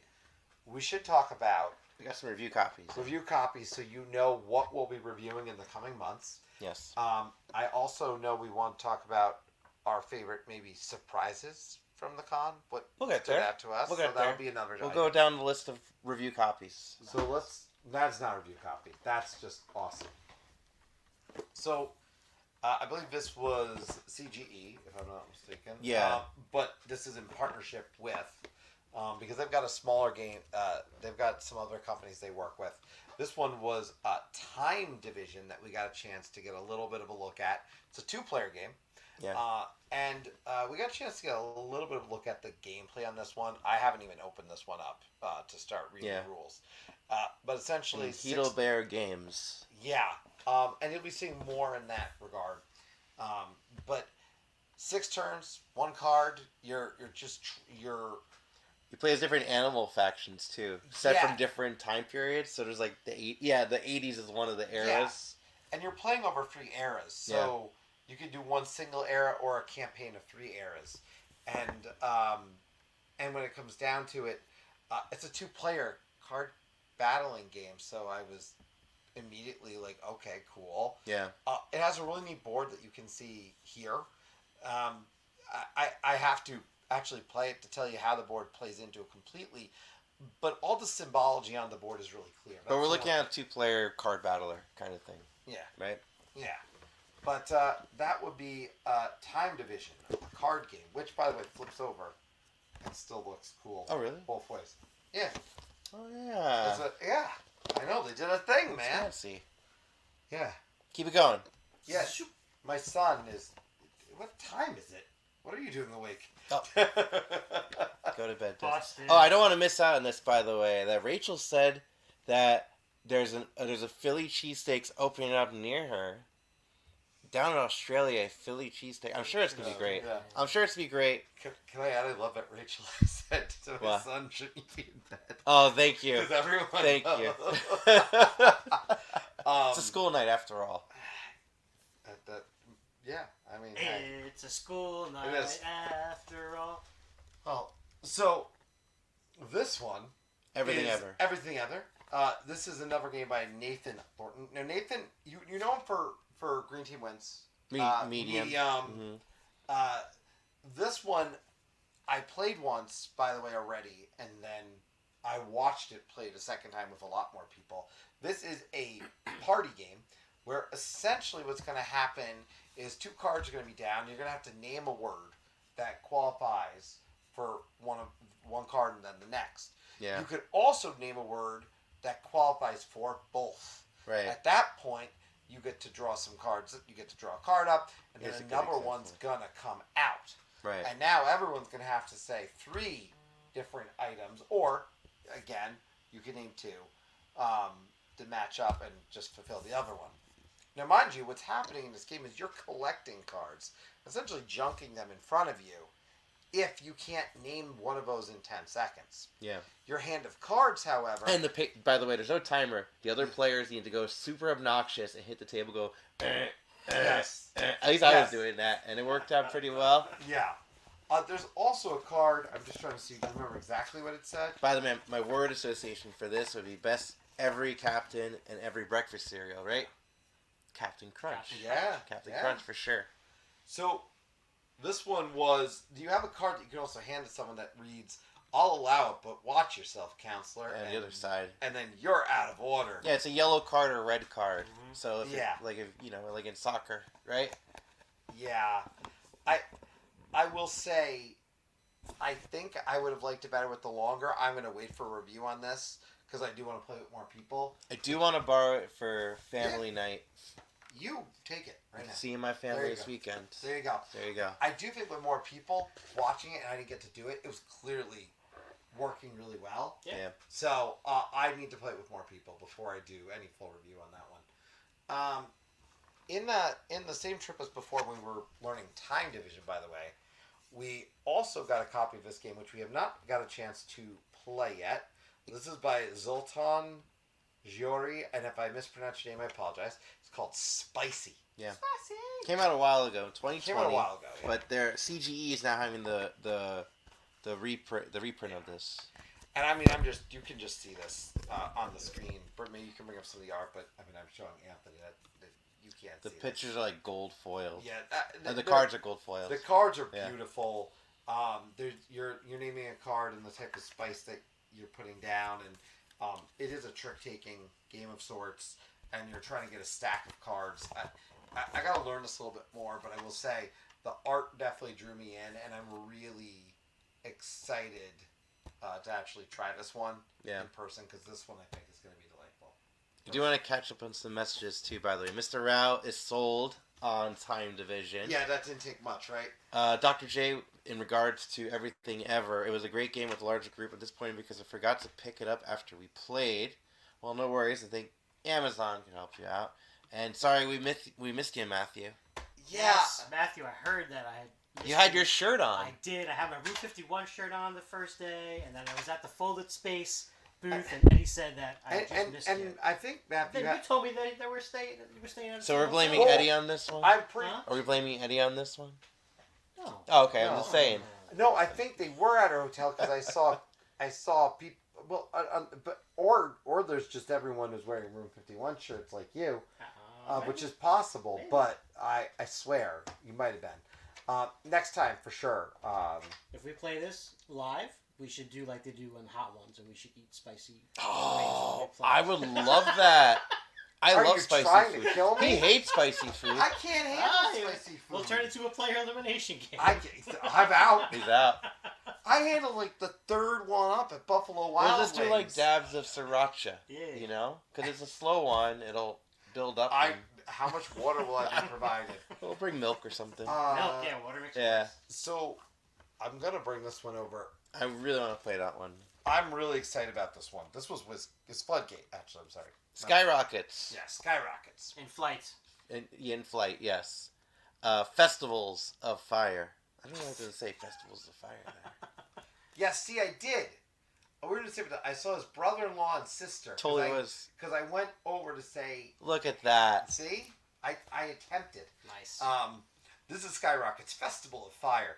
And I love the back of the box. The Mage Academy is closed for the summer. On the last day, you stumbled upon a tantalizing and definitely dangerous book, Magical Recreational Aerial Explosive Devices and You, Volume 1. I had to read that That's because awesome. I read that description when and again, not opened yet, but So I know Rachel last year said her favorite game was Kites. Yeah. And this game was described as take kites and combine it with the crew. Mhm. yes. So a cooperative kind of thing where you're going to be going from mission to mission, different objectives for the sand timers. Yeah. So Yeah, different display. It's like kites on fireworks. steroids, really. I mean. yeah. I mean, I still haven't done kites, but I am really eager to try skyrockets for sure. Yeah. Sand timers making a comeback from We days of yore. yeah, we did Age of Empires this year. Empires, the Indiana Yeah. Jones The one, Indiana Jones game. Kites, this. Kites. Indiana Jones one was pretty popular too. I have Pendulum over here. Pendulum has I Yeah. it. still have Pendulum over here. Yeah. Alright, what's next? I did not get to play this because I I was did. incredibly hungry Oh, I did. while they were playing this. Oh yeah, while you were feasting on the finest The uh, finest pizza that. Hard Rock Cafe chicken nuggets. Oh, I that was was on- your Hard Rock night. They were Yes. pretty good, right? That's what they were They pretty were good. really I solid. give the other ones to Dr. J Total though, clutch. because I couldn't finish them all. So, Dungeon and Dragons Dungeon Scrollers Heroes of Waterdeep is a real-time dungeon maze where you're using a dry erase marker and going through this maze. Everyone's going to be using the same exact maze. So here's an example of that. You're going to be going through the maze, have to complete every item in the maze by either scribbling them or going through them or tracing through them, and eventually trying to make it to the red big boss in the middle. Whoever scratches out that red big boss in the middle first is going to get some bonus points. And the round ends. You pass your player sheet to the player to your left, and they score, or right, or whatever, and they score your board, and then they give it back to you. Not only that, if there's ever any case where you walk through a wall and don't double back out of that turn. So like if you, because you can cross a wall easily. Because the thing is, I left that out. When you're using your marker, you can't lift it up at all. Oh. Okay. Oh, so it's just dabbing the board. You're just dabbing the board. You can't lift up your marker. Okay. And yeah, Mr. Rao is right. It is so much silly fun. So when you are taking your marker and you go through a wall, you need to backtrack out of that wall, because if you don't, the rest of your entire run does not count. Yikes. And that happened to Ian, and it was brutal. It was brutal. I like to hear that Ian lost a game. He did lose a game. Yeah. So He's human. now, some other things too. With this one, you have different player powers too. So I forgot. Oh, mine was I think it was the rogue or the thief, where basically whenever you collect treasure, you have to outline the treasure. I don't have to do that. I just slash through it, and I can just continue on. So I got points that way.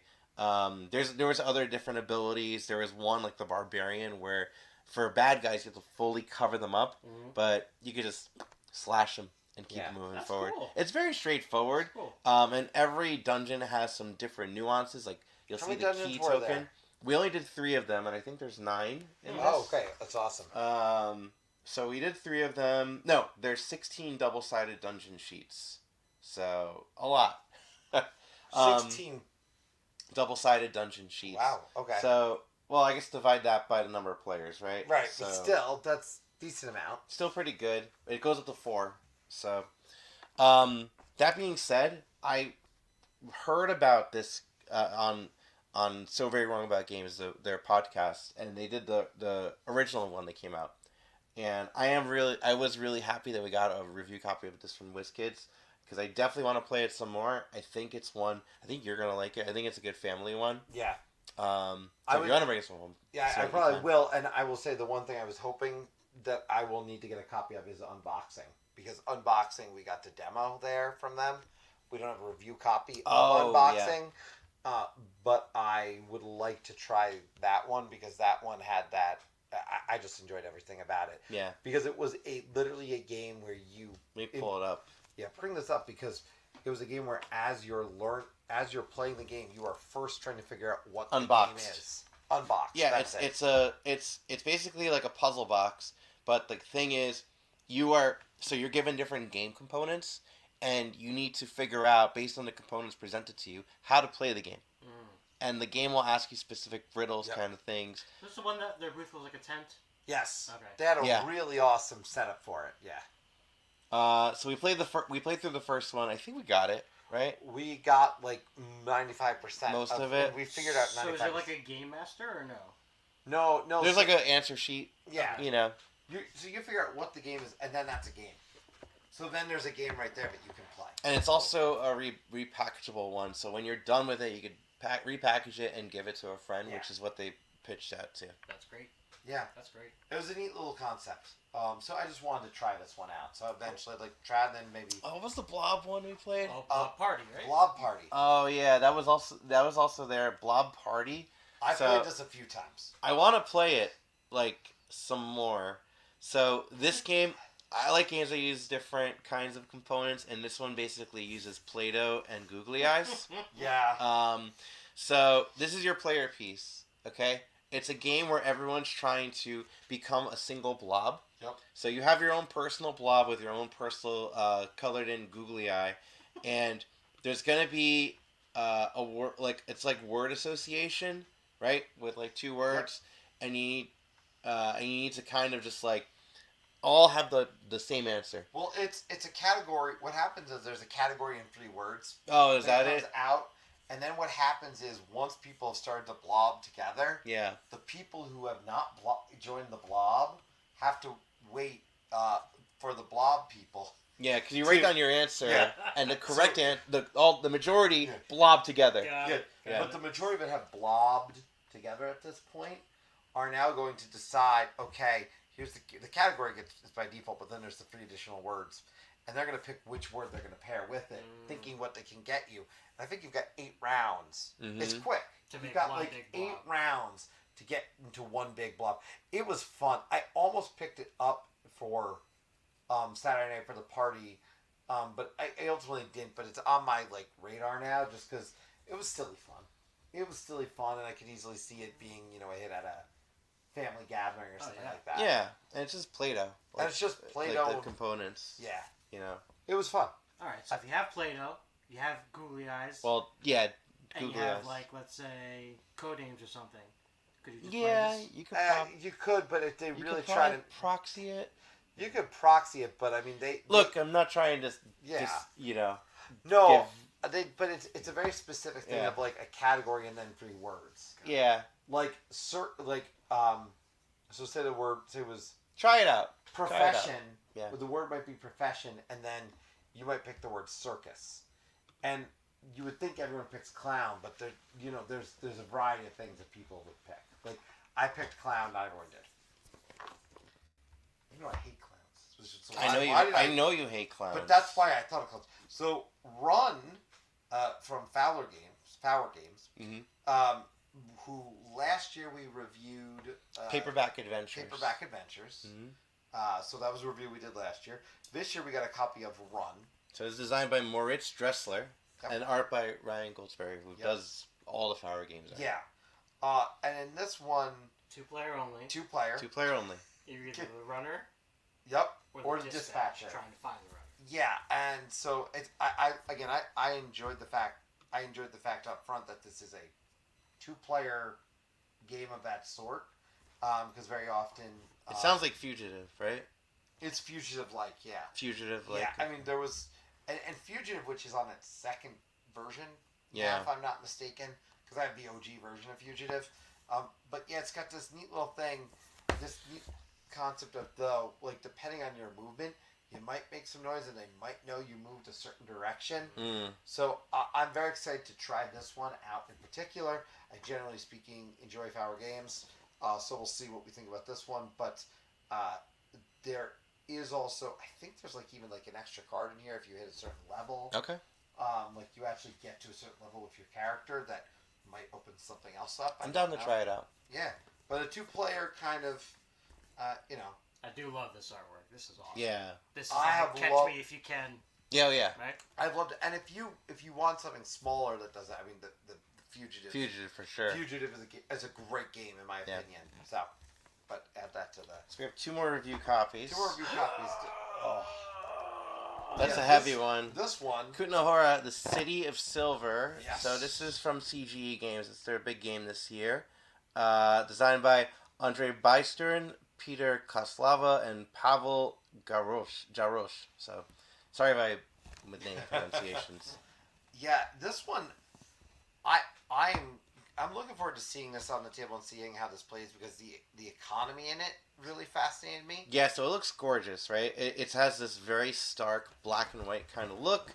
You have some colorful player pieces that you're going to be having your own personal board. Putting them out into the central board. Yep. So you'll be having different things you'll uncover. Now, not only that, there's different building tiles you're going to be adding out to this board. So these building tiles, players are going to be adding them and getting different bonus points based on their adjacency. And then, not only that, right, you also have this guy that's kind of controlling the economy, which is what you were talking about. It's pretty cool. Yes, I love so this. It's got this nice little slider kind of thing that's covering up this card, and as specific actions happen, the slider will move over to the right. The card will also. But there's also a deck of cards. Yeah. It's not there's a deck of cards underneath, Got it. so they'll flip forward or flip backwards and stuff, and then I'll kind of change the whole economy. And when it hits one of these red ones, then it kind of just stops, and you have to. That's the furthest down you can go. Got it. I am looking forward to trying this one for sure. One thing that was mentioned in it, and I think is pretty cool, is they're trying to reduce plastic consumption. Mm-hmm. So the pieces that appear plastic are actually wood composite. Yeah. So they would degrade better, which I hope more board game companies do. Interesting. Yeah.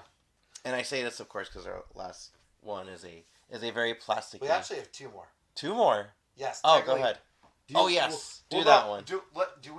how do we want to do the contrast on this one? They're very different sized All right, games. since I just started talking about it. You start talking about, we'll do yours first. So this one also ties into my favorite game I played at the convention.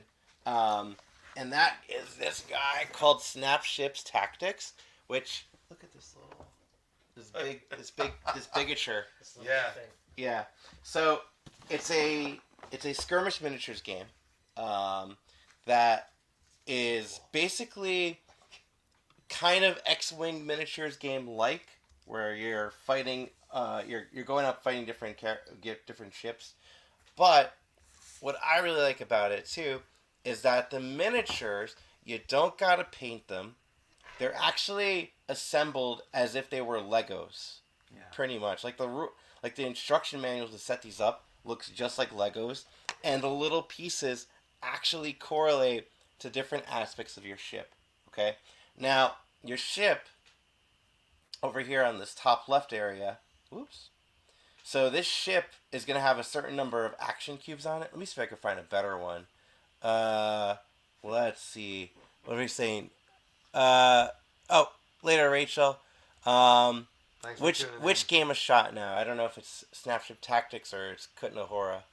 I think he was saying that with Snapship Tactics. Oh, okay, cool. So what you're going to be doing is you're going to be taking these cubes from your player board and putting them on the different actions you want to do, right? So let's say if you want to trigger the maneuvering fins over there, right? Right. You could just put one action cube and do its action. If you want to fire these rockets, you can. You just gotta put down a blue action cube and then 3 heat cubes from the general supply. Okay. Because at the start of your turn, you're gonna be collecting. Let's say you have 7 blue cubes. You're gonna be collecting 5 cubes from your action cards off of those boards, and then carrying out your turn. Yeah. You can't do actions though on places that have cubes already. So there's a really interesting trade-off going on, where do you remove stuff from? It's kind of similar to if you ever played Batman Gotham City Chronicles or the Conan Barbarian game. They both have a very similar action selection system, but this one does both better in my opinion because it has a way more engaging kind of approach. You're just very much going up against your opponent. You're rolling a bunch of different dice. You're modifying your ship, and you could decide what you want to do, not only with the cards, but the little Lego pieces that go on top of them too. Now, will you take damage and take things off of these ships? You don't take things off of your ship. That would be cool, though. Maybe there is, because I've only done so they gave us a review copy of the Kickstarter edition. Right. But I went to them like, okay, guys, I want to cover this for the channel. What can you give me? And whatever you don't, I am buying the rest. So you did. I did. They gave me the Kickstarter edition, and then I just bought the rest. Yeah. So I'm very excited to play this. My son loves the pieces. We assembled the ship together. So I am looking forward to playing this some more. I played it today.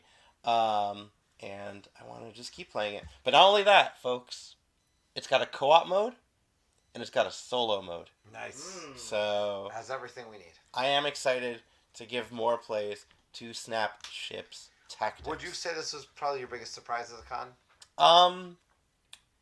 Yeah, I guess so. I mean, I've heard about it before. Right. I just never had, looked into it, Well, I asked that because my surprise is gone. You have ships like this. Yep. Mine fits in this tiny little bag. Yep, you do. It fits in this tiny little bag. Heads will roll. So I had a Great song. So if you bring this one up, heads will roll. Is it Dragoon Heads Will Roll or just Heads Will Roll? I believe it just heads will roll. Okay. That is it. That is it? Yeah. All right, let me share the screen.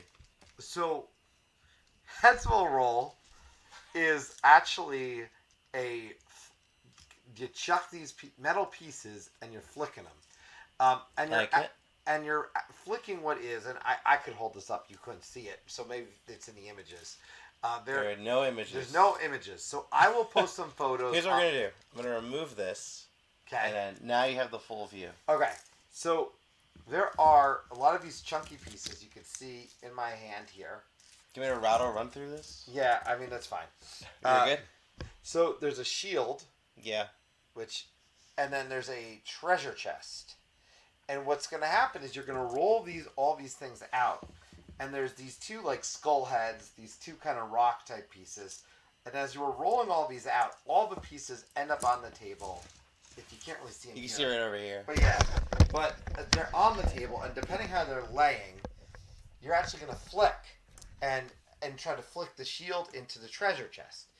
Based on, however, what you're flicking them through, you're also getting additional points. Mm-hmm. If the skulls happen to be, for example, the same exact way, I would now get more points for doing that. I would get double. Of course, it's falling over now. But the point is, it's this little cute flicking game. And I have to tell you, these chunky little... It's a $15 MSRP, I believe. Yeah. But these are chunky metal pieces. And it fits in the tiny bag. It's on the go if you... Like, you talk about... I mean, made Is for... that all you bought? It came in the bag like that? Well, I mean, this is all that comes with... So Is this the game we're playing after stream right now? I mean, it does not take long. There you go. It's already set. But this was the... I had a chance of a few games to review. They had some really fun party games, but this is the game I said, no, this is the game I'm bringing back to the channel. Okay. So that was a great time. But yeah, this one is called Heads Will Roll, and like I said, fits in this tiny little bag. There you go. Nice. But I just think it's hilarious because we talk about that and then we talk about a little bag. Yeah. Moving away from the microphone. Oh, that's fine. Do that. I will note, I did want to mention one game, if you could hand me that. Yep. This is not a review copy, but I was very excited about it. Mr. Rao, this has your name on it. His name is Versailles. Oh, there it is. The Battle of Versailles. So, the Battle of Versailles is, it's 5 legends of French fashion. It's 5 American rising stars looking for glory. 2-player fashion battle. I mean, this got my attention.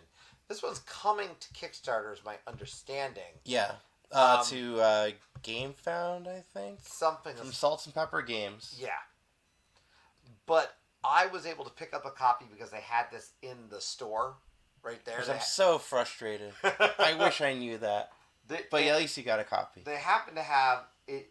They happen to have a bunch of these copies in the store. I saw it. It was like, yeah. I actually sent, if Dr. J is still here, I sent Dr. J. I said, because I was finishing up on them, but can you just go buy this for me? Yeah. I see it sitting over there, and then I'll pay you back. And yeah, so I grabbed this. I am so excited to try this. I can't tell you play style much at this point, but I just can tell you that 2-player card battler? 2-player card battler. So there, I bought it. Salt and Pepper Games. Salt and Pepper Games. We enjoyed 2-player. Resist. I Yeah. haven't done Hunted. You have Witchcraft coming in. I have Witchcraft that I just got the email today that is coming. And yeah, fashion battles, Mr. Oh yeah, Zoolander vibes for sure. Yeah. So we I will play Blue Steel. Yeah. So we will see. I did pick up another. I did buy another game though. There too. They had copies of Arborea. Yep. I picked up. I had to pick it up. So it is by Danny Garcia, who also did Barcelona. So I really wanted to try this game out. And they had it, so I picked it up. And it looks so trippy. I mean, look at this. So, I was with my friend Mike, and a friend I met on the So Very Wrong About Games Discord, and we wanted to play it. He ended up buying his own copy. I bought my own copy, and we met up on Sunday. No one knew how to play, so we're like, okay, let's just muster the rules and try to figure it out. Took us about just an hour just sitting together. He had his rule book. I lent my rule book out to my friend, and then I watched like the heavy cardboard video while it was all going on. So we all had like different perspectives of the rules. So it was great for like catching up. Like if there was a rules mistake, someone could answer it. And then it was so like really heads down trippy, and the first play took about 3 hours. But I have a feeling now that I can grok it and teach it to be a shorter player time than that. So in this game, you are basically a cataclysmic event happens, and you're trying to you are different spirits trying to bring back like nature, bring back the forest and stuff, trying to collect different animals and bring them out into your little tableau of cards. While this is going on, your worker pieces are all on these different conveyor belts. And if you've ever played Sulk in the Mayan calendar, it's very similar to that, where you put out a worker, and then that worker will advance down this cog wheel, and the further they advance, the more powerful actions will happen. This is exactly how that is, except when you're on this treadmill of worker placement, you can choose to get off at any point, even if it's not your turn. And in the case of you both want the same spot, just the current turn order decides that. And all these different spots over here, when you get off on a spot, let me try zooming into, where was I? Let's try going. Oh geez. Okay, so you see this green guy over here? Mm-hmm. So on your turn, you can commit what's called a pilgrimage. 2 of your workers can do pilgrimages, and they're going to go down the track and do as many of these actions as they can until they reach the end. After they reach the end, the worker is going to go back to that player's supply board. It has a very similar feeling to retrieving workers that you could find in Oak, where you can put as many workers as you can, but the issue is whenever you bring workers, where you need to have spots for your workers for bringing them back. And these workers go onto your player board either into your ready supply or into like a smaller general supply. And then after your turn's done, you just move down the track. So I really enjoyed this one. There's a separate mechanic where you could really get the combos going and like have these different gift cubes out. So when you reach the end of this track, you'll get even more bonuses. Another really cool thing about this game is that when you're collecting resources, generally in a competitive game, you collect resources, they're going to go into your own personal supply, right? In this game, the resources are captured on this resource board, okay?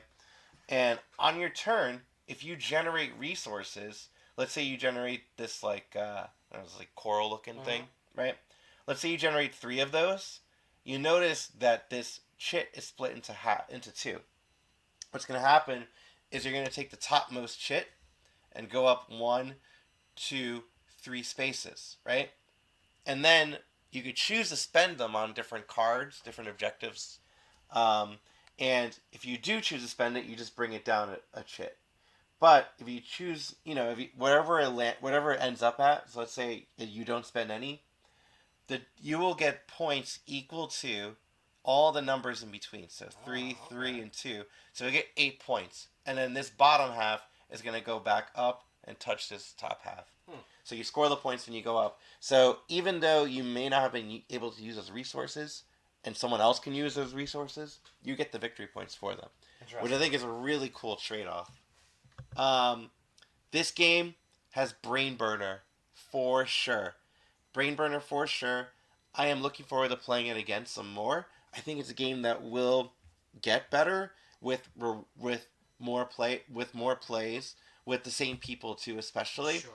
One other thing I do like is that there's no set number of rounds.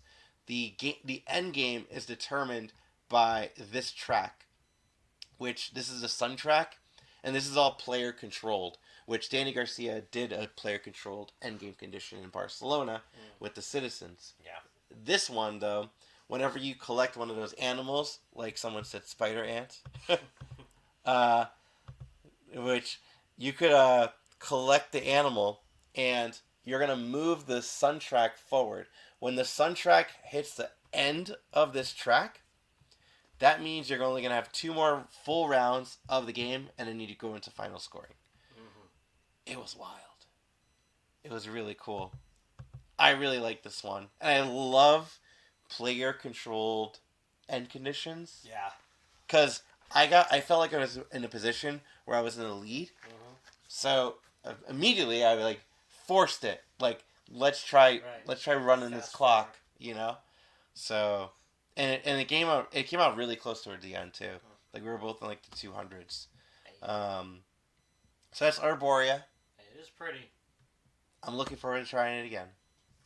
I do want to give a shout out, by the way, at PAX Unplugged 2, where I spent probably a third of my money, which is over Chewy Huey Eddie. Folded was Space. hanging out and selling stuff at Folded Space. I got a bunch of inserts. Yeah. It was I spent probably more in inserts at this con than I did anything else. There you go. Because it was that and at the... What insert are you looking forward to the most? Oh, honestly, it's probably going to surprise you. It's not the Cascadia one. I thought it would be the Cascadia one. It's not. It's the Star Wars Outer Rim one. Oh, okay. Because it's going to make my life so much easier because it's got Star Wars Outer Rim and the expansion. Oh, cool. Which will be great because I love Outer Rim and the expansion just improves it. So, but I will say the other thing I got to do, and I hope he better have gone to bed. But just to say, if you're here, you know, I got my son. He's been taking all my old board game pieces, and so I got him. I went and did it was like 6 for $10. And I got him a bunch of little meeples to be like all the archetypes. I got this like awesome barbarian woman, and cool. I tried to find a good wizard.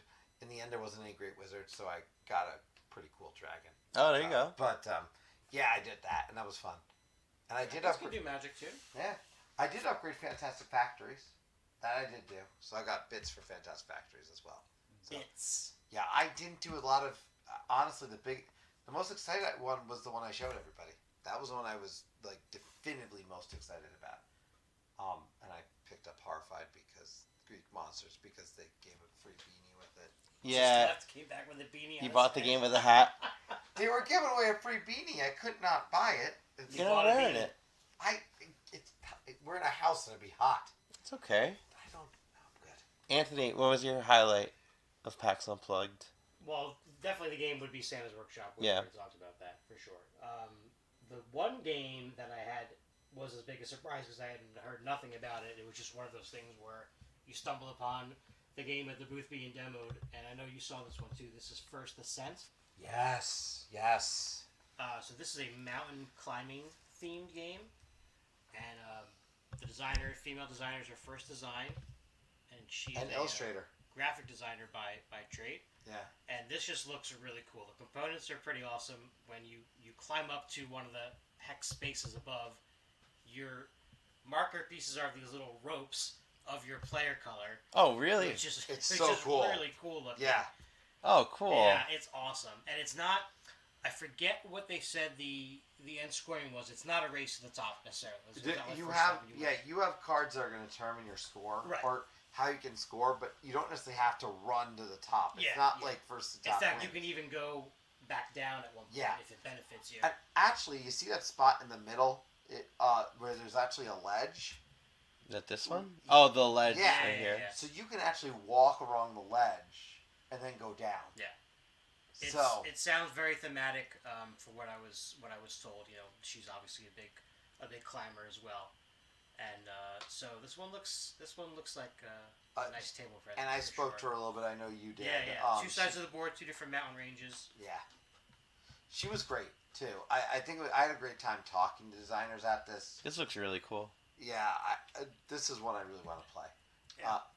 I had a great time talking to designers. She was probably a surprise conversation for me because I was chatting with her a little bit and just commenting on the fact that just how awesome that she not just designed it but did Yeah, The art, too. Everything. and it's just got a great vibe to it. Yeah. I did get a chance to meet Connie, Yes. Yeah. designer of Apiary. Aviary. Yeah. She was busy on the mic. Yeah, she was really busy. The fact that she even took 5 minutes to talk to me, I was grateful because she was so busy at this con. Mhm. She was working, demoing. I have a copy of Apiary at home now. Oh, perfect. That came in, so we will. I'm looking forward to playing it. Let's yeah. do it. So we'll play this. This will probably make for a good playthrough on the channel at some Yeah. point.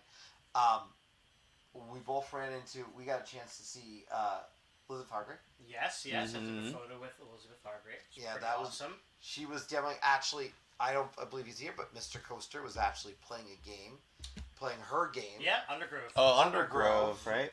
Which is it just coming off Kickstarter, or is it? I believe it was like in a few it days. one word, Undergrove? Maybe done now. It might maybe be it's done. This week. Yeah. Pull it up.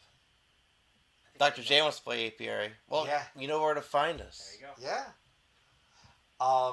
So, but again, and then the other neat thing was I got to see Randy Flynn, and I got to talk to Randy for a little bit, just chat with him for 5-10 minutes. I hit him at the end of him doing signs, so he just kind of chilled and chatted with me That's for a good. little bit. That's So all right. he was awesome.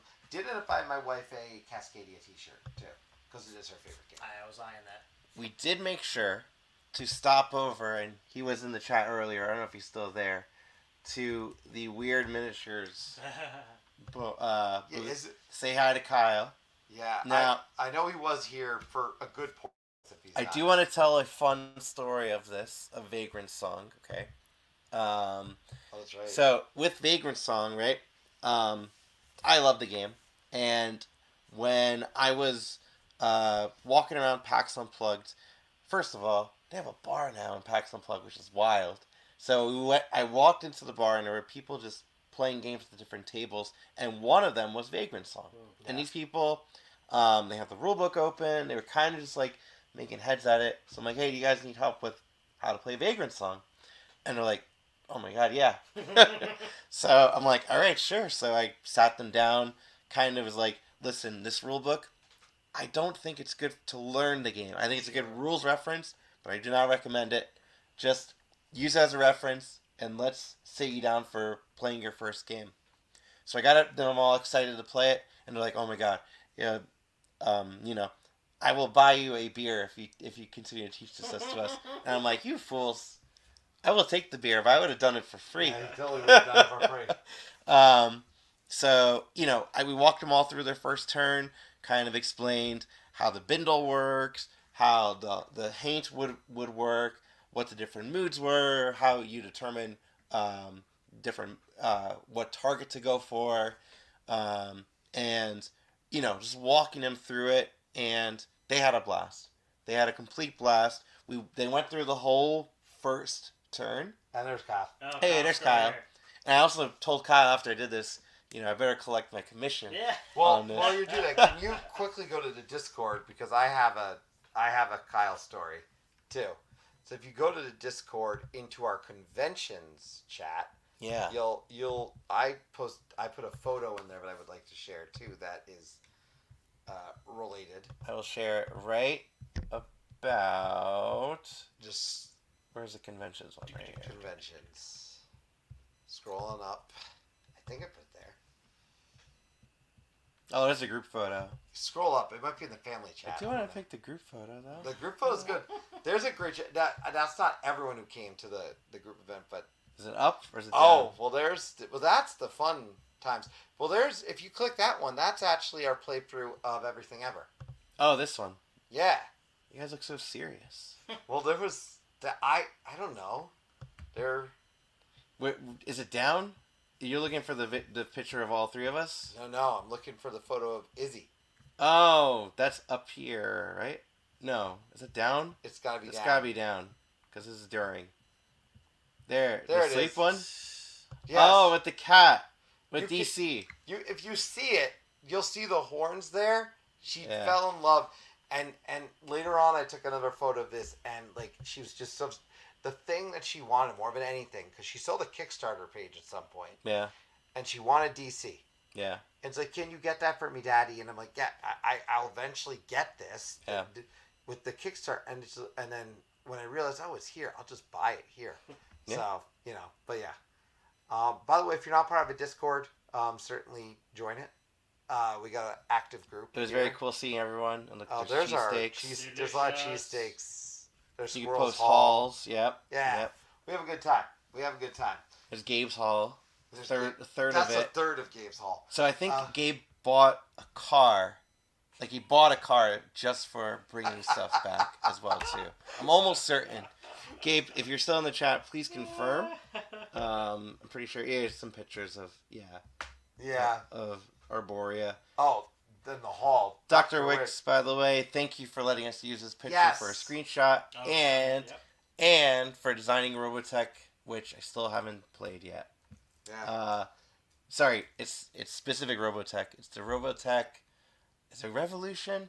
It's the one it's a coin game. It's a coin-like game. I will just scroll down, and then we'll find it. Oh, and thank you, Tyler. We love having Robotech Reconstruction. There it is. Reconstruction. Yeah. Thanks you to Tyler too. We love having everyone on Discord. And certainly, it's been a great time for us. Thank you. Robotech Reconstruction. Yeah, I mean, PAX Unplugged. Look, really, it is the thing I look forward to at the end of every year. Mm-hmm. It's significant every year, and so it's been a great time. It was so great to see everybody. If we didn't get to see you, we hope to see you next year for sure. We're seeing you right now, and we see you now in the chat. I said hopefully we can get Mr. Rao there next year, see him in person. Mm-hmm. Yeah, we definitely want to see you, buddy. But if you do have questions or anything about the con, feel free to let us know. We'll be back next week. We'll drop the video time soon thereafter, but we're going to be back with Christmas. Lots of Christmas games. Playthrough of Santa's Workshop and possibly Nana Christmas Nana's edition. Bananas Christmas. Nana Christmas edition. Nana. All right. On that note, thank you very much for coming aboard Tabletop Express, and we will see you next week. Bye, everyone.